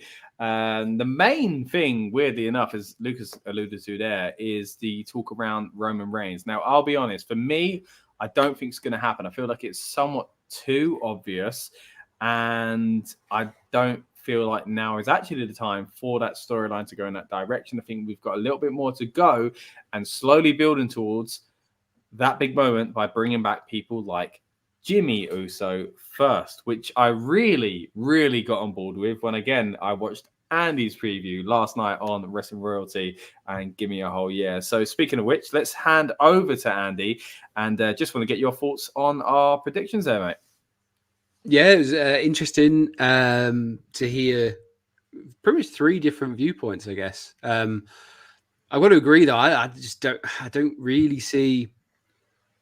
I'm so torn. I keep going back and forth. I can't make my mind up whether Roman Reigns does come back tonight. And the only reason why I think he might do is because if they are going to use War Games as the where we see the kind of the big implosion of the bloodline versus the new bloodline and things like that, they've run out of time in terms of a big place to bring Roman back. Now, the only other one I can feel like they've got in between now and then is the German show. Is it Bash in Berlin? Whatever it's called. They got Saudi before that as well, I think, isn't it? Well, possibly then. But it just feels like if you are going to bring Roman back, SummerSlam would be the place to do it. But as I said last night, I kind of feel like you want to build the calls for We Want Roman up to a crescendo, and like they're not quite at the peak of that yet. But I wouldn't be against Jimmy Uso being the one that comes out, like however many times we've seen it where he's got the hoodie on and you're like, oh, who's this? And he's like, oh, it's Jimmy Uso. And he like pulls the referee or he pulls Solo off and, and costs him the match. And then he's like the kind of harbinger of like, he's coming back, like you've messed up sort of thing. And he's got to go give him the job and the task of putting the band back together and getting Jay and getting Sami maybe involved again and saying like, you've had our differences, but this like new bloodline, they need to be stopped, and like Roman's really sorry and stuff, and kind of build it that way. Because I don't know with the Sami one, I'm pretty sure he's going to lose the title. Main event Jey Uso, who's nowhere to be seen on the card at all, not so main event tonight. Like he's just kicking his heels now. Like what's he actually doing? He's kind of not really involved in anything. So it feels more set up that Jimmy's going to come back. But as you say, this is SummerSlam. If they are going to pull the trigger on bringing Roman back, it feels like this is the biggest stage they've got to do it. But then what? Because do you then string it out along all these SmackDown shows that you've got coming up, and a Saudi show and a B European show, which let's face it, they never do anything at the B European shows really. Like they're not like massively spectacular. I surely as well, by the way, this is having a bit of a stink on Cody, because Cody had an amazing couple of matches against AJ Styles, and they built that up, and they kind of went down the route of like that's pure wrestling. They've then thrown him back into a bloodline storyline where he kind of vanquished that over 2 years and got over it, only to then fall back into it against someone who is a wish, whatever they're called on the version of Roman Reigns. Like it's just team, yeah. So I'm just like, yeah, this isn't doing Cody any favors. He's the champion, and it's not about him. It's about Solo and how long is it till Roman comes back. They've done a great job of getting Roman's reputation back up as a babyface, but this is now at the detriment of Cody, because where does Cody go from here? Like, where's the big next fight coming from that means something more than the bloodline stuff? Yeah, I mean, for me, it has to be the Randy Orton thing eventually. But even for that, Randy has to turn while Cody's facing someone else. So there needs to be a stepping stone there. But I agree, it's not about Cody, which is kind of damaging to him. Earlier on, we had a comment that basically said this reign's not been impressive from Cody. It's not what I've been expecting. So I kind of get that side of it as well. I do think, again, that it is too soon for Roman, and I love the idea of building it back up, especially with Jimmy tonight. My big fear is that if people want Roman and they get Jimmy, let's be honest, Jimmy's lower than Jay's stock at the moment. So I'm fearful for what that might mean for Jimmy. But if it's done the way you say, and I like what you're saying there, and I remember when I was watching your stream last night, I was thinking, you know what? If he comes out the same thing, hooded and stuff like that, and he pulls the ref, and it looks like a new member of the bloodline, and you're like, not again. And he literally reveals himself and then just beats up Solo even further. So like there's like almost a double thing there. Like you think, oh no. And then like so in kind of logic wise, he only did it for dramatic effect. There would be no reason to pull out the ref because whatever. It was Solo getting pinned anyway. But like, you know, they could kind of work around it like that because it is a trope. It's something they've done time and time again. But yeah, for me, I also kind of, just think it should be Jimmy. Now, the argument as to if not now, when sort of thing when it comes to Roman Reigns, because Survivor Series is a long time away, and you know all the fantasy booking's been going on as far as that goes anyway, where it's old bloodline versus new bloodline. So we have to, if we're going to get there, we have to get there quick. I actually think the time to do it, and this maybe wouldn't have been the case a few years ago, but is Bad Blood. What better way to promote what your show was by saying, well, this is some bad blood between these two right here, than saying the bloodline, you know what I mean? The bloodline, there is bad blood between the bloodline and all that kind of stuff. It'd be a good way to kind of close that show with Roman Reigns returning. So for me, Jimmy tonight, Roman in a few months' time. Lucas, what are your thoughts on it? Yeah, I think if it's not Roman or The Rock returning, this match can get in the bin. I think it's there's literally no. Say how you really feel, mate.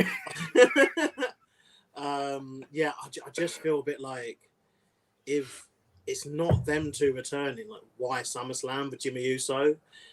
It just feels a bit dead. Like they could have Jimmy Uso last night on SmackDown, you know, and then I just because his stock isn't as hot as even Jay, who, like I said, like Andy alluded to, like isn't main event Jey Uso anymore. Like he's just the Uso that exists, because his brother's injured.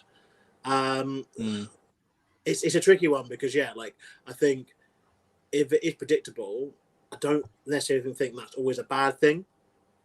I think people are so inclined to be like, oh yeah, predictable is obvious. It's like, yeah, but if it's good, does it matter? In the biggest team, mate, I'll be losing my mind if he comes back. Reverse the results of every match just because it's not predictable. Do you know what I mean? Like, and then we're going to end up with stuff we don't want. Or doesn't make sense. In terms of Roman, I think I'm with Andy in the sense of there isn't really another big moment to kind of return him.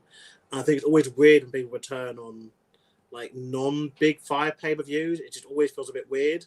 And saying that, we were talking about a title reign that began at Payback, not SummerSlam. Yeah, exactly. Yeah. But I do just think this has, as much as it isn't at that crescendo yet, it's a case of, the crescendo probably would reach its crescendo, I guess. Sorry. If that's possible. Probably around Bash at Berlin time. But then it's you don't do those things on international pay-per-views. And then it's do you wait still even further to October? And again, if his contract is true, and it is a $15 million a year contract, the man's got to be on SummerSlam, surely. Like, he's part-time, as you know, but come on. Like, is he really going to have, like, 6 months off? Like, he's $7.5 million that they're going to be paying him to do nothing. Yeah. In terms of live television, at least.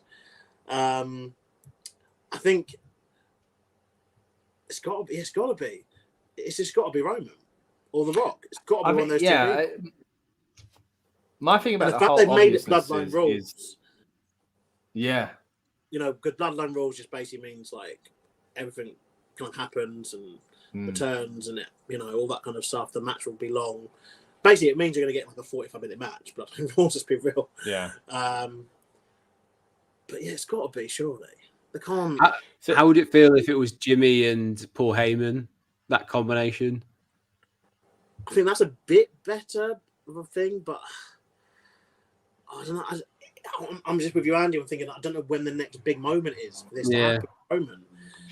It's bad blood, man. I told you. You're obsessed with this bad blood. That's one in Atlanta. Is that Atlanta? Yeah, in October 4th. Yeah. But it just doesn't feel big enough. It's an arena show, That's what I mean about obviousness, though. It is that if there's anywhere for him to come back, it is SummerSlam. That's the obvious side to me, but I don't think the storyline's ready for it. That's my concern. I think it has to be. I think for me, it opens up more possibilities and would at least. Someone said, I think it was Andy who said about what for Cody next, or it was you. It's like, well, at least if Roman is back, that the bloodline stuff will kind of become its own thing again.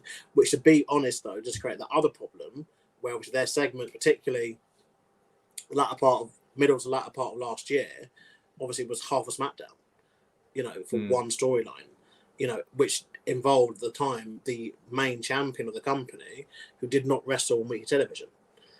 So I guess that's the other thing. That there's a lot to unpack, and obviously, even when this kind of happens, over the next couple of hours, we shall see if Roman does return.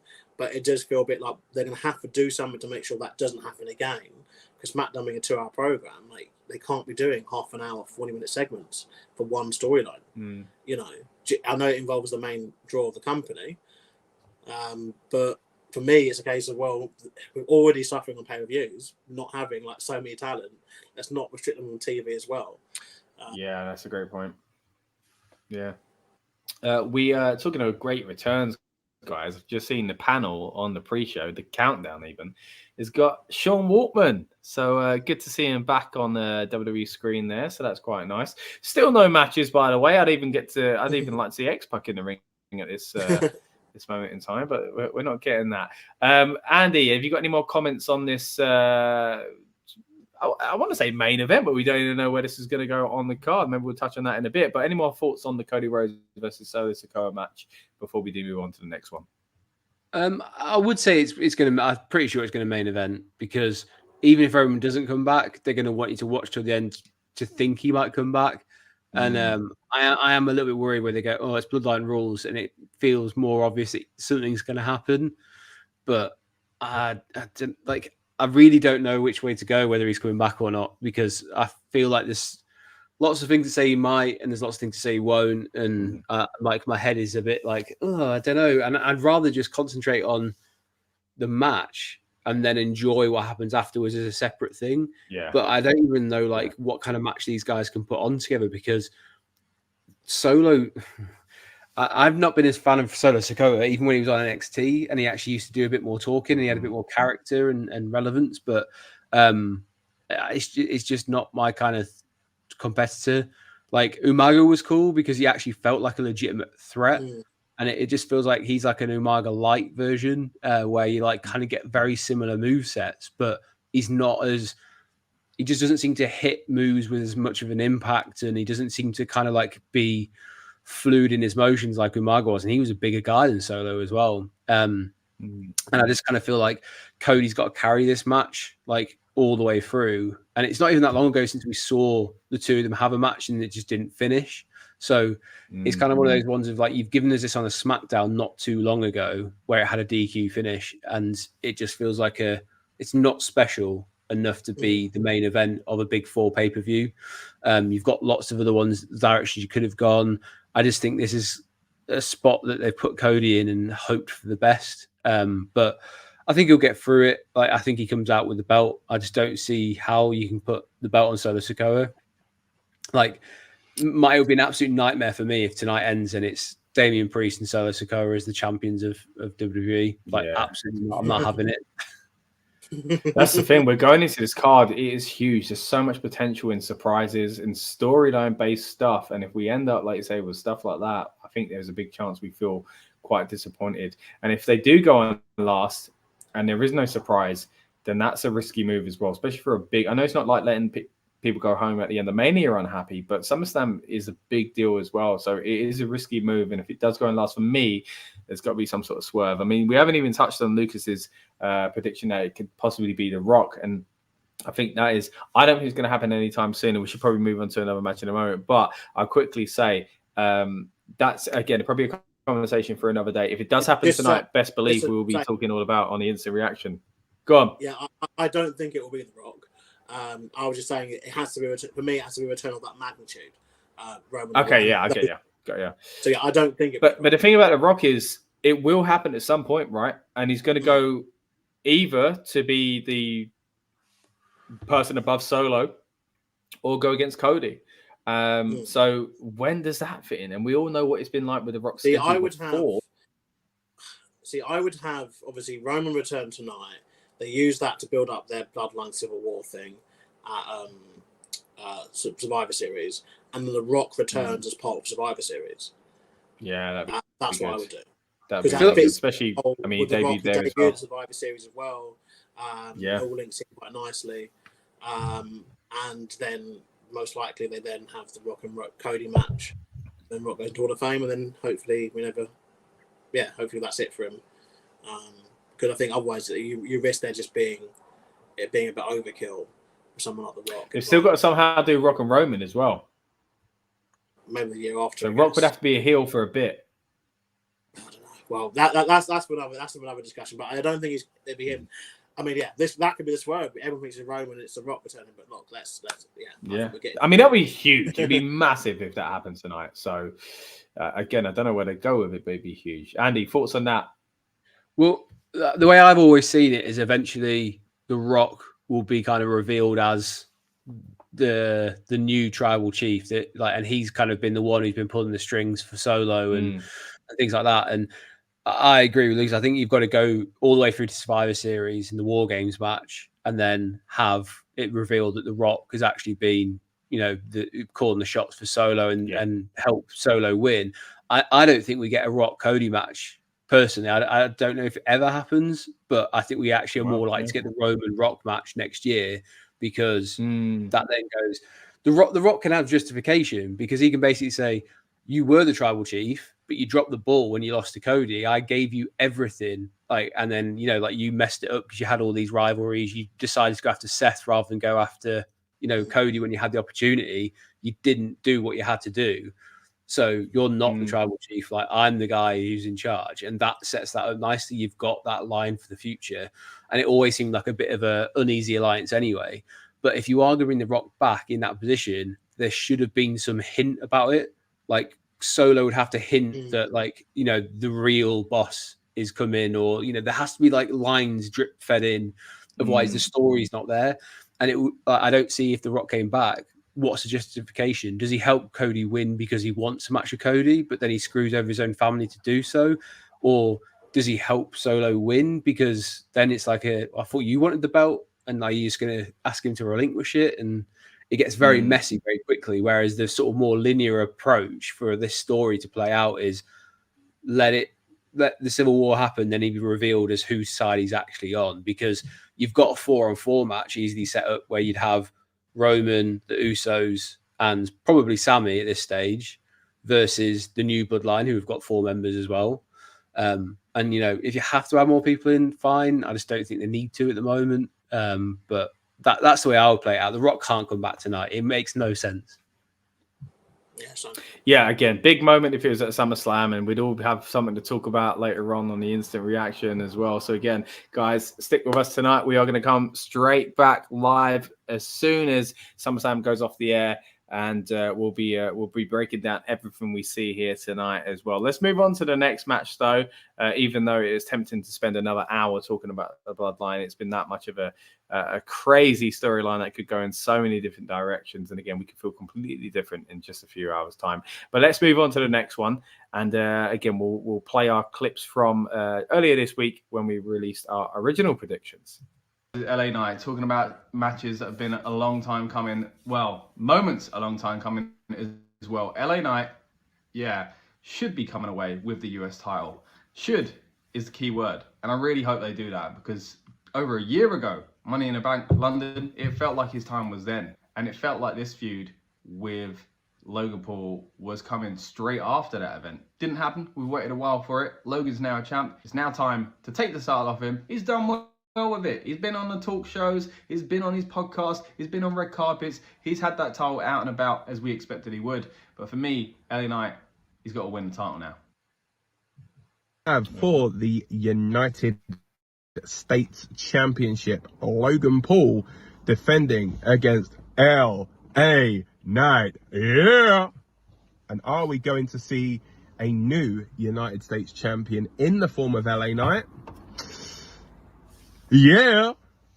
LA Knight, I think, is leaving SummerSlam and leaving Cleveland as your new US champ. Yeah. The match between LA Knight, and Logan Paul for the US Championship. Now, I think, love him or hate him, Logan Paul has been a attraction wrestler for WWE over the past 2 years, and I think he's done a fantastic job as a US champion. But it will irk me if this reign goes any longer. Bear in mind the fact that he obviously is a part-time wrestler and has only wrestled a handful of matches. And the US title, I think, only got about 1 or 2 reigns in total that have gone beyond a year. So yeah, for that reason, I think that we're going to see a new champion. Particularly with his stock kind of seemingly to be never decreasing. I'd go with LA Knight to be the victor.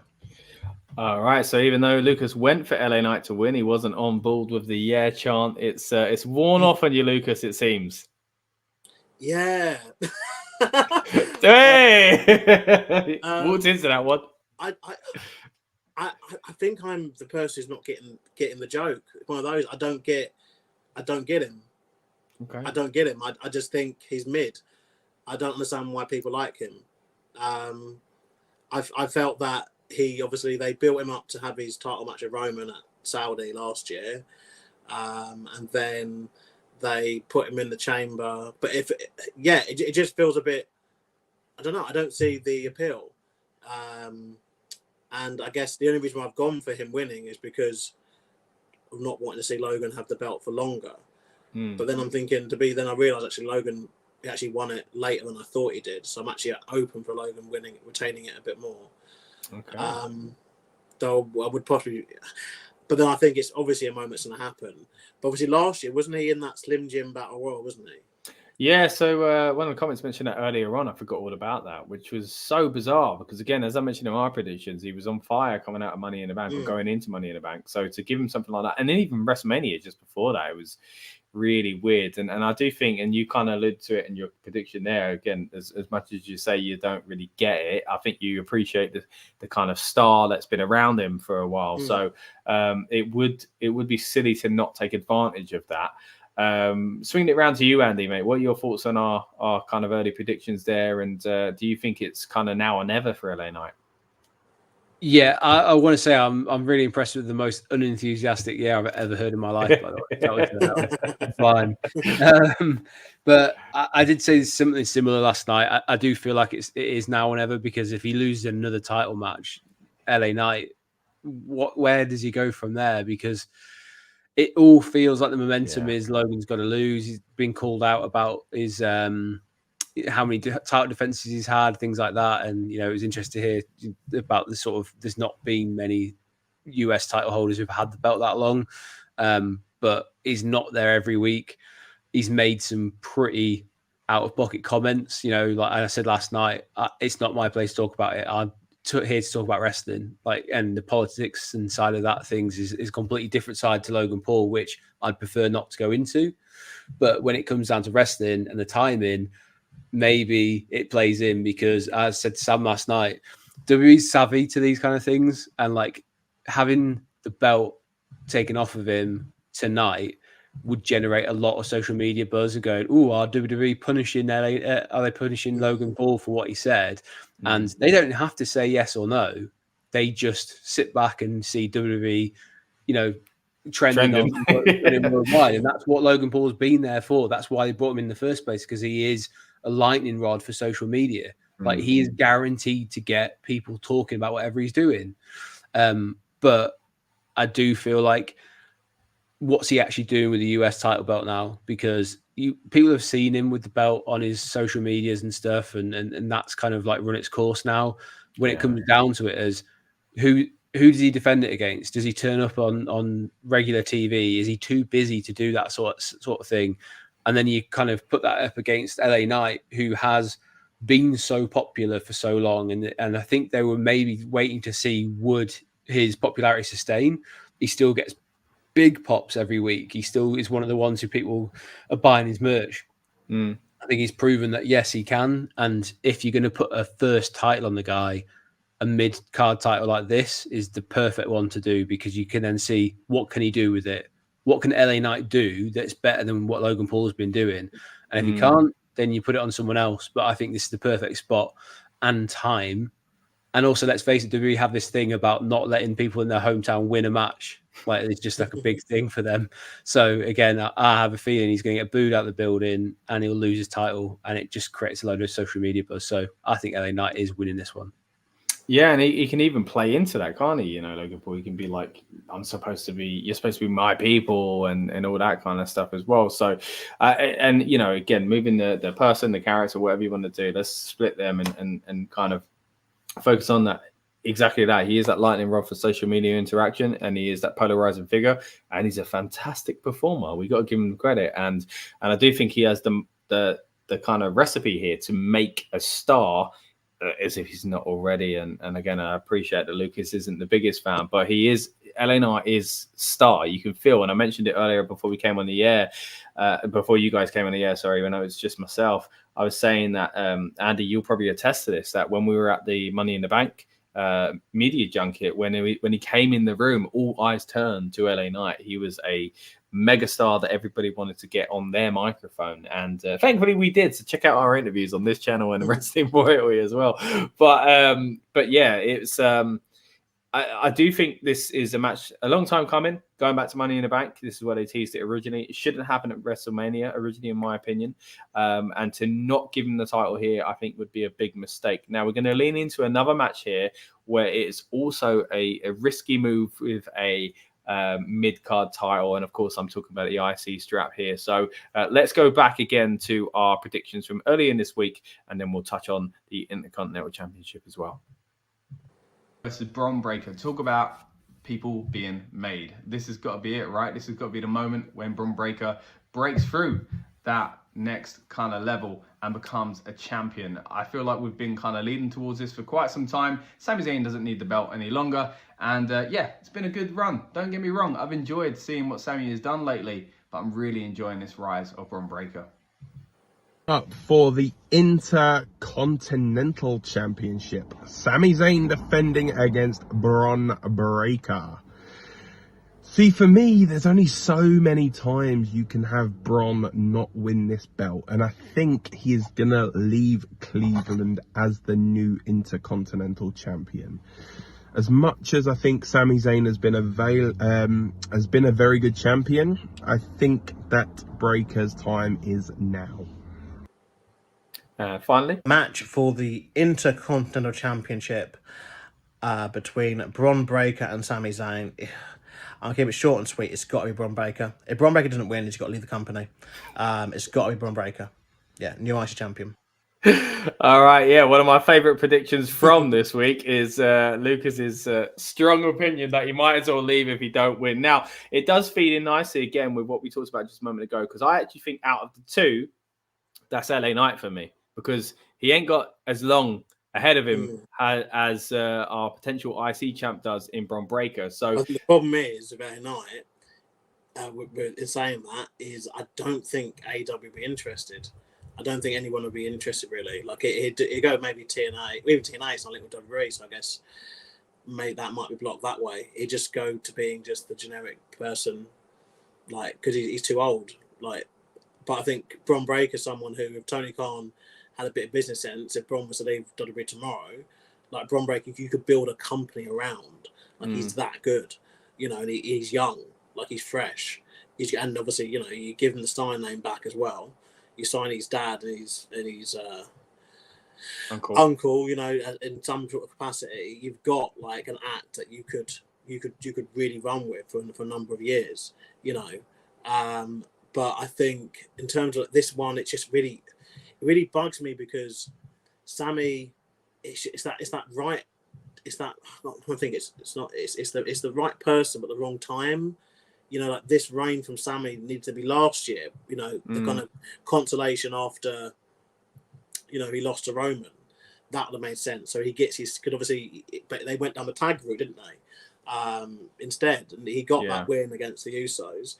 But they wanted to give him a singles title run. It should have been last year.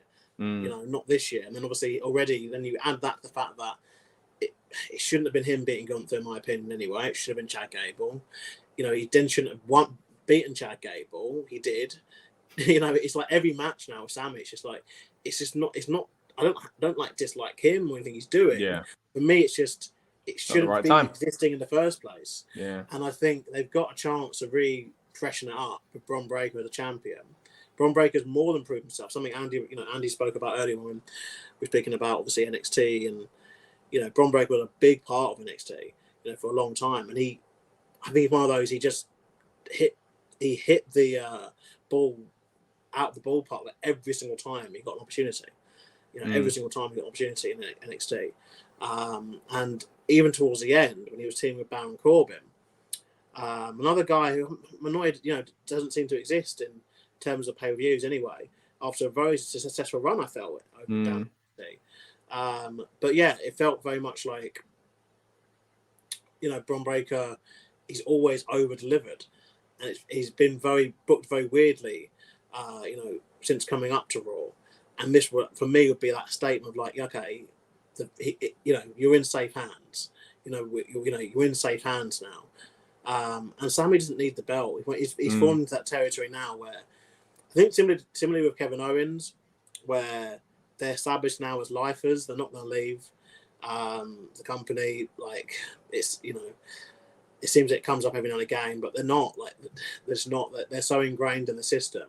So anything they do now is just gratuitous. We've already had their main runs, their big moments, their career highlights. They're going in the Hall of Fame. Like, it's cool. Their career's safe. It's fine. But for someone like a Bron Breakker at the start of his career, this is where people like that existing could hurt him, you know, in the long run, because if he racks up too many of these losses to these names, like we said, that are not going anywhere. You know, they've already had their moment, had their time. You know, it's only going to look bad on him. And he's obviously a young star trying to get his name out. He needs to be able to beat the names. That's, you know, he needs to be able to do that. And if he's not being able to do that, that's the problem, you know, because are you going to protect the people who are safe, you know, or try to protect the people who maybe aren't as safe?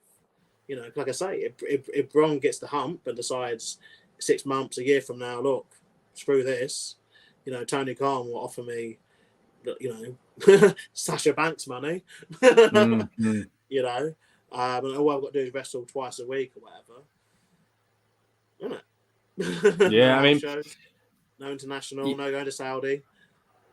And it's not like his family didn't make their money mainly outside of WWE in the first place anyway. Exactly.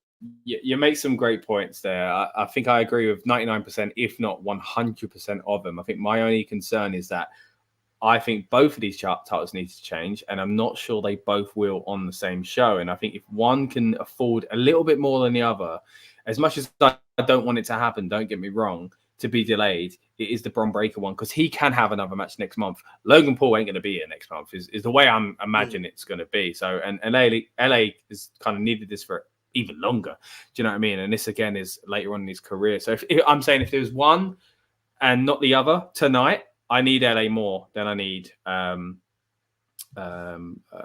Bron at the moment. I appreciate Lucas got to jump out of the stream for just a few moments, and we'll look forward to having you back before we start wrapping up finally towards the end of the show as well, because we are getting very close now. We're within the hour, of course, to SummerSlam itself. So Lucas is going to hop out for just a moment, and then we're going to swing round to Andy for his comments here on this match as well. But thanks, Lucas, and hopefully see you in a bit, mate. Cheers.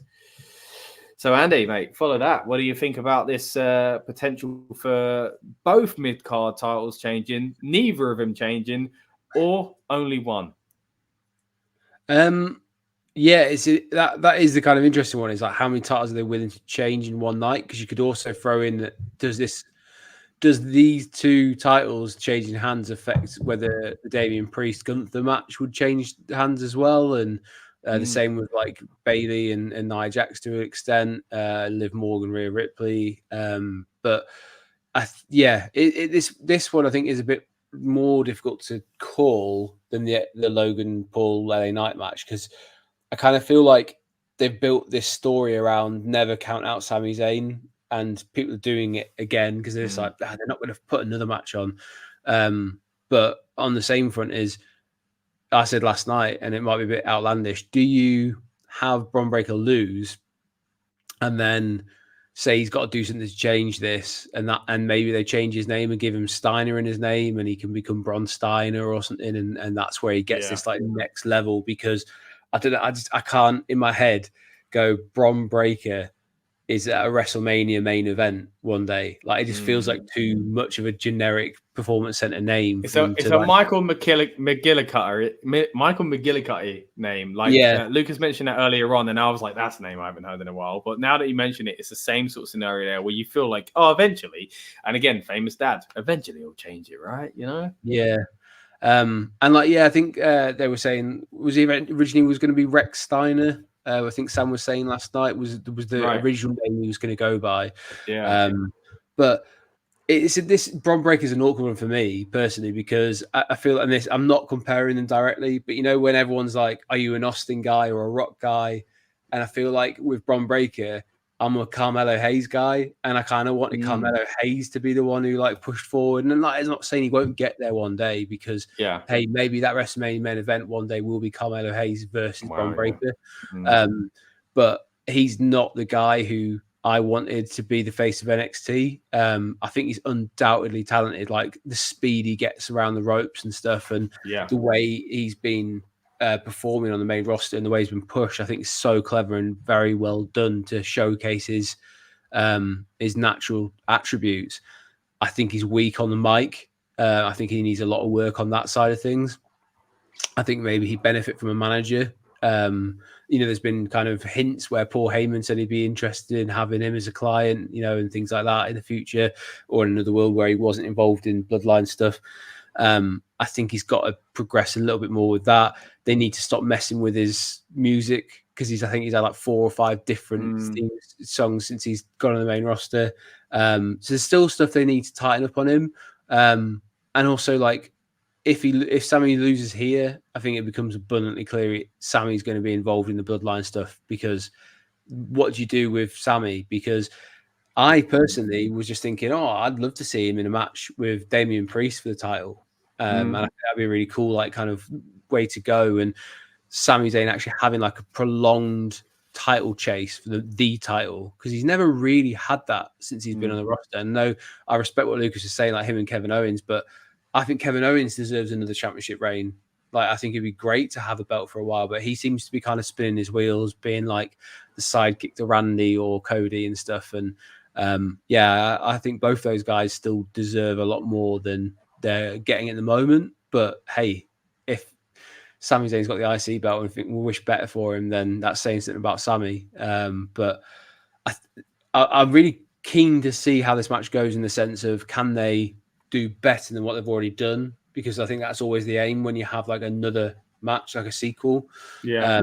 You've got to one-up it, and like, can they do that? That's what I'm interested in seeing. Yeah, I mean, that's a good point. Is that the only rematch we've got on this card? I mean, I'm sure Liv and Rhea face each other in other aspects. I don't think we have had Bayley and Nia recently. So, I mean, Solo and Cody is a long time ago. But as far as like something that's like literally was last PLE, it's the only one that's a repeat, I think, from what I can tell. Touching on the incredible, speed and power of Bron Breakker. We had a comment earlier on. Let me just see if I can find it once again. Where are we? And it was about the speed of... oh, yeah, I did see it, yeah. There we go. 26 miles per hour for Bron Breakker hitting those ropes. I saw he did a little interview with Chris Van Vliet earlier today. I saw a clip of that where he talked about just making it his thing. So that's pretty cool. But yeah, I do think, let's say, they can afford to move it to the next month, but I'm also in agreement that Sami doesn't need to be champion. And like you say, it frees him up for the bloodline situation as well. So it would be interesting to see. It's funny because a lot of these matches here do play into each other on tonight's card as well. You know, potential for Judgment Day stuff, especially, which I want to get your opinion on in a moment. But yeah, I mean, even with this one here, like you say, freeing up Sami, you've got all the bloodline scenario possibly going on as well.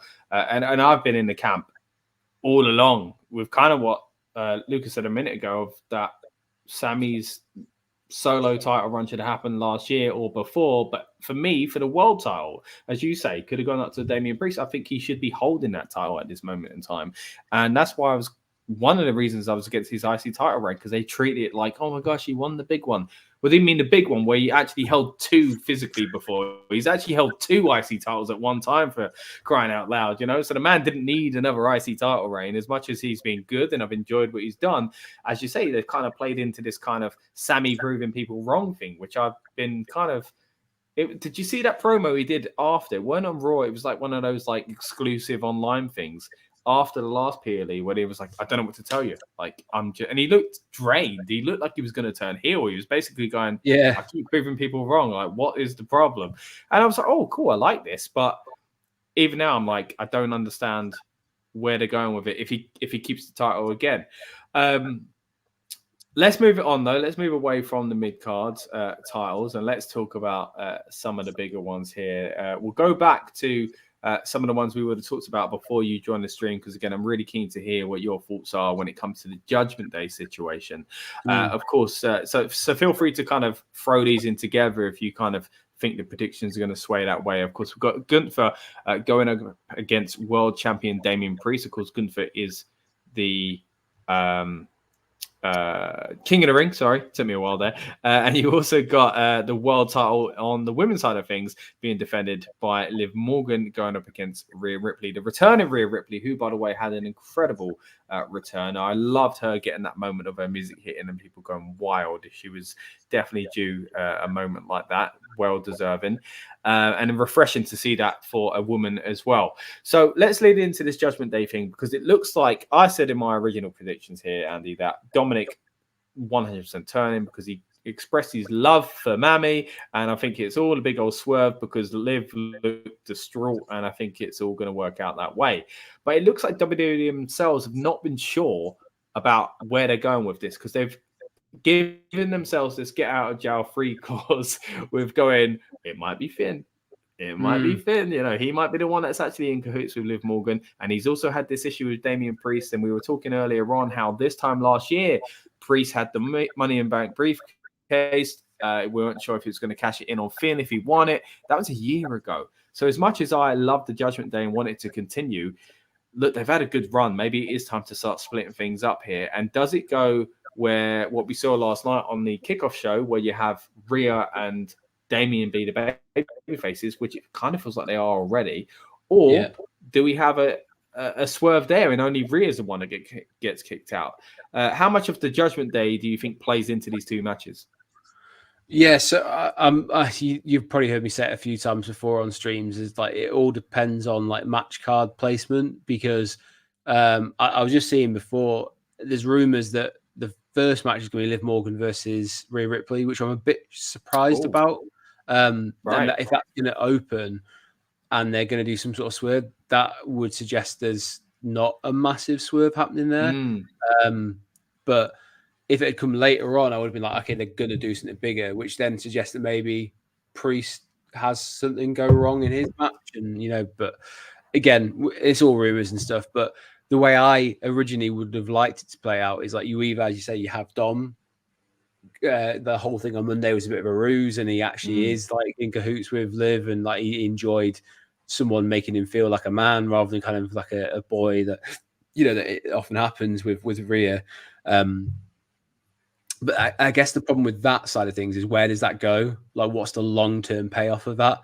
Yes, he helped Liv win, but then he's stuck doing the same stuff with Liv, and they become a kind of like thing, and but like who goes against them? Like, what's the payoff for Dom in the long run? Whereas the payoff for Finn, I can visualize the video package, because for weeks, if not months, they've had little bits and pieces where they've teased it, where what happened to the hotel card key? It went in his pocket, but did anything else happen? On Monday, everyone's faces were scratched out apart from Finn's, was the only one that was left untouched. Is that a clue? We've had things in the backgrounds where, like, let's face it, we know WWE doesn't do things unless it means something in the shot. And they had Liv get out of the same car that Finn was in.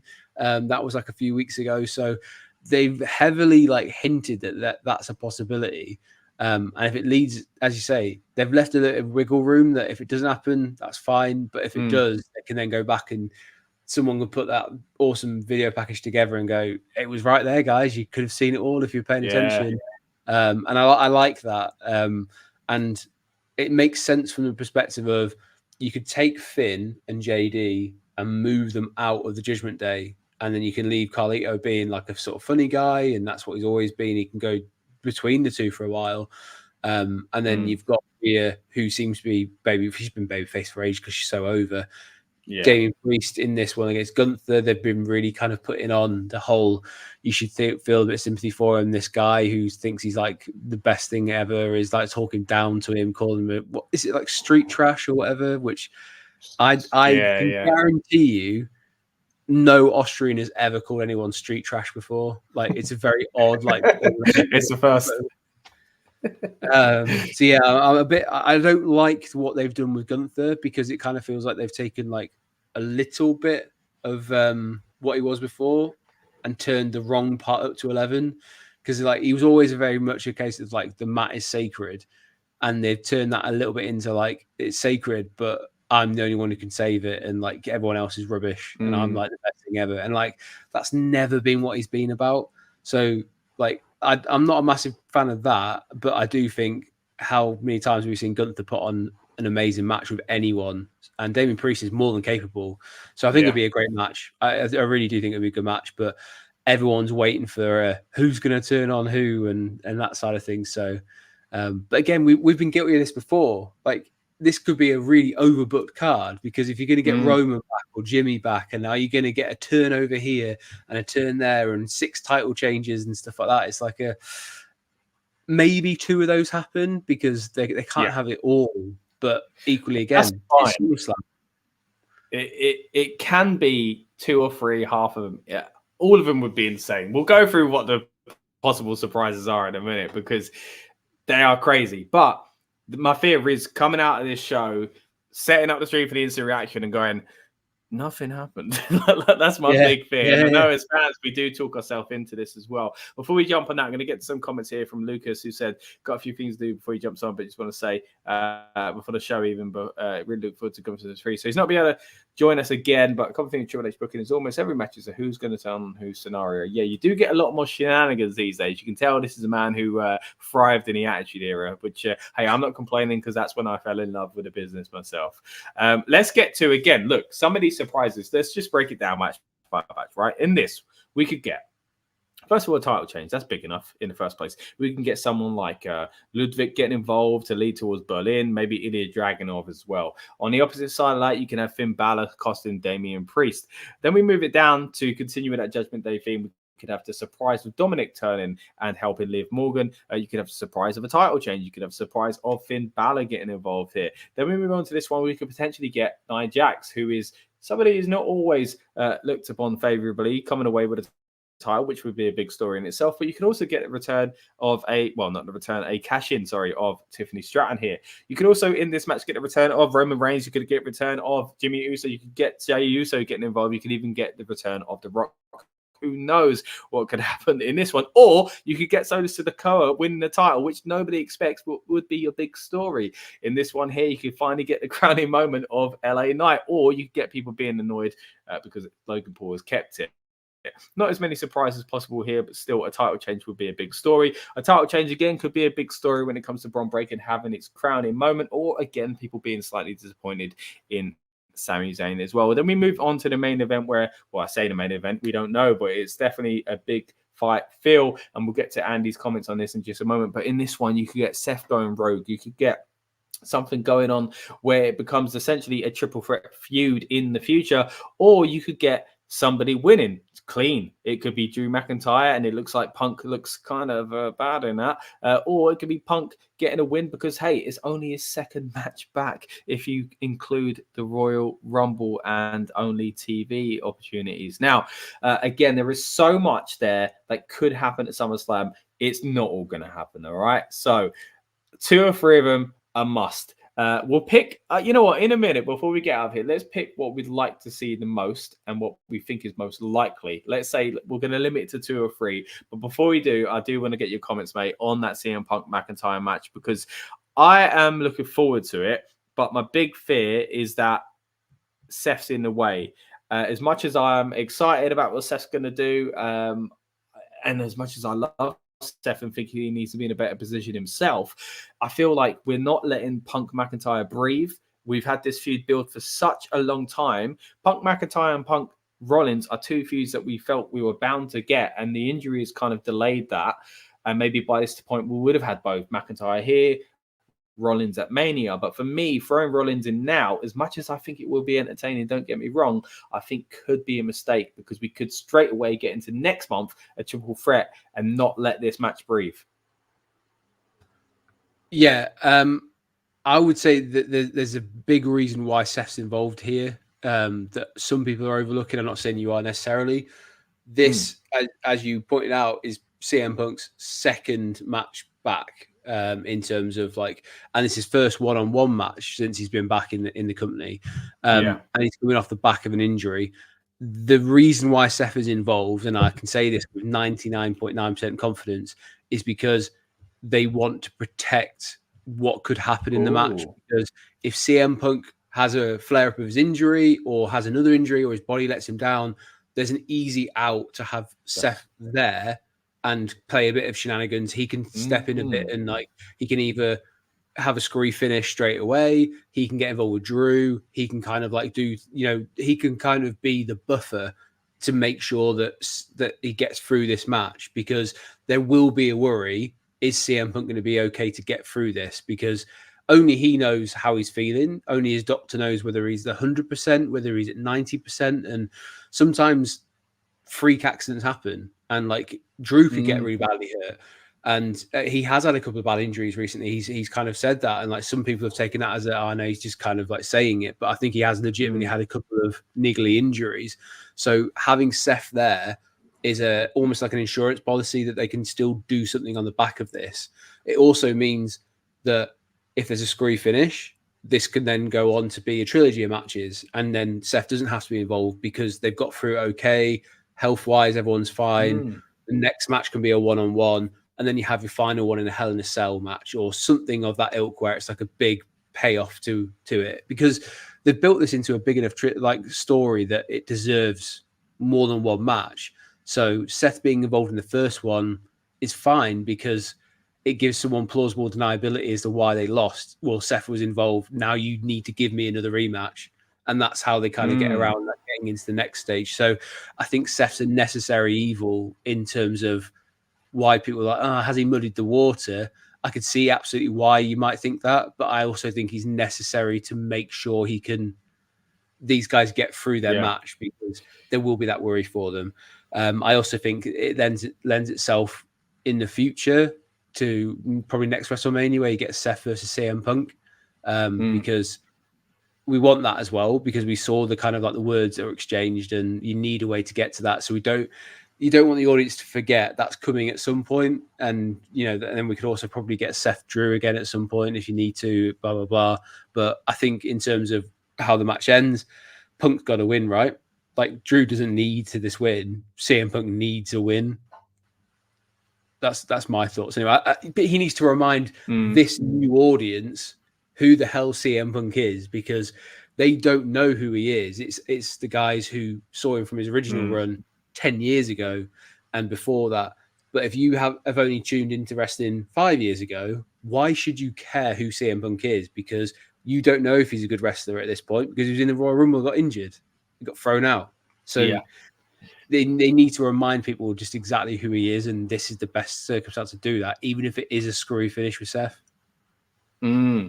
Yeah, Andy, you make some really good points there, actually. I mean, I didn't really think about the logistical reason they might want to have Seth in this match, as you say, to cover an injury, because I've said it a few times tonight, actually, that I am fearful that Punk could get injured, and that's not me being like, oh, he's a man made of glass, and people are trying to make out. It's just realistically, unfortunately, he has had a few injuries lately, and I think that's a great point that I've not even really thought about. So if that is the case, and he could basically, as you say, step back, because I've just been seeing it as if he's getting in further next. It's going to be a triple threat, which I don't want anytime soon, because I do want these separate feuds, even though they are intertwined. And in the story, I can understand as they've played up, Rollins going, I hate you both. And I've loved, by the way, what Drew's been saying as far as you hate him, but you've got a heart, you've got a conscience. I ain't. I love the way they've been playing into that. I think it's been really clever as well, kind of second guessing what Seth might do and bringing it back a little bit further into the middle. But yeah, I agree with you. I think Punk needs to win, because if you look at, like his return, like you say, he didn't win the Rumble. And if you are a new wrestling fan, let's say the last 5 years, as you mentioned, there is a possibility that all you know about Punk are highlights from the past. And we know what it's like when we got into wrestling, you hear about these old heads, and they come back and WWE tell you this person is important. I remember even the way I was thinking earlier today, I remember when the Radicals debuted, WWE told me that WCW was boring and these guys had left to better their career. And I believed it because WWE told me that. And WWE do a good job at telling you, oh my gosh, Cactus Jack, this means something. Here's 3 years ago where he beat up Triple H on the Titantron with, they do a very good job of that. And I think what they need to do is execute that here. I agree with you. As much as Drew has looked bad in the feud, I think too many times, if I'm honest, he's looked stupid. He's been taken advantage of too many times. Even though I've enjoyed most of what they've done, I do think Punk needs it more, because as you say, he's coming back into this audience who a lot of them are going to go, again, I've seen his footage from the past, but I haven't seen anything lately. And what I have heard of recent stuff is he gets injured a lot. And people at AEW don't like him. That's what people might think about. And there is a lot more split, a lot more of a split in CM Punk kind of fandom than there used to be. Like, there used to be a lot more on the side of like, oh, he's great, he's so like deserving, and he doesn't get these opportunities, the voice of the voiceless, and Nowadays, not as many people feel that way. And look, I'll be honest, when all that stuff went down in AEW, my fandom started to sway, because I weren't sure what to think anymore. And you can go back on this channel and see our reactions to CM Punk leaving AEW and the mess surrounding it. But look, if we just judge his WWE return, I've enjoyed everything he's done, and I think he's deserving of a win to again make his character mean something, so that we can carry on to that next feud. Because if he does lose, then why do we care about Seth Rollins versus CM Punk? Yeah, absolutely. And even then, like, Seth doesn't need that win against him, because Seth's almost like he's just made of Teflon. Like, nothing seems to stick to him at all. Like, he can bounce. Yeah. He's like, I've said it before, I think he's like the sort of Roddy Piper of this age, because Roddy Piper could lose every single feud he was in, but people still wanted to see him in the next feud. And like, he's very much like that. Like, he's lucky in the sense of like, he's had X amount of titles, whereas Piper didn't get that. But yeah, it'll be an interesting one, because I feel like with CM Punk, you almost want him just to have a couple of quiet years. Just don't rock the boat. Just don't get injured. Just have a good time wrestling for a couple of years. But then you're almost going, that's not who CM Punk is. Like, Like you kind of tune in because it's like car crash TV, and it's the same with tonight. Yeah. Like you're going to tune in and almost watch it through your fingers, hoping he gets through however long a match it is and not get injured. But you can't not watch because you're like, it's CM Punk. I've got to see what happens. And like that's the thing just is, though. So he's got a lot of that in the bank, in my opinion, right? You're waiting for that car crash TV and him being that underdog fighting upwards, which you can't do when you're a veteran as much, right? So that is the risk there. But I genuinely don't know, and it kind of reminds me of Matt and Lita and Edge, where maybe not to that same kind of like, blood boiling excitement, but like I don't know how much those words from Seth are actually true about Punk, and I don't know how much Drew was actually frustrated, and he keeps alluding to things that he got held back in, from in the past because of Punk's original run there in the company. I don't know how much of that is true, and I don't know how much they're kind of coexisting, and I don't know how much there is a chance that somebody kind of goes into business for themselves. And I think that is what makes the CM Punk character so exciting, because they've kind of earned this kind of credit in a way that they don't need another scandal. That we know the history, they can pretend there's a scandal. Do you know what I mean? And that might be what they're doing with Rollins. That might be what they're doing with McIntyre, because that is the basis of both of those feuds of you're a cancer, we don't want you here. And how much of that is true, I don't know. So they're lucky in that sense. I think they kind of like showed the hand involuntarily when Drew put the picture out with Jack Perry, when I was like, nah, there's not a chance in hell that happens without some sort of sign off from Punk.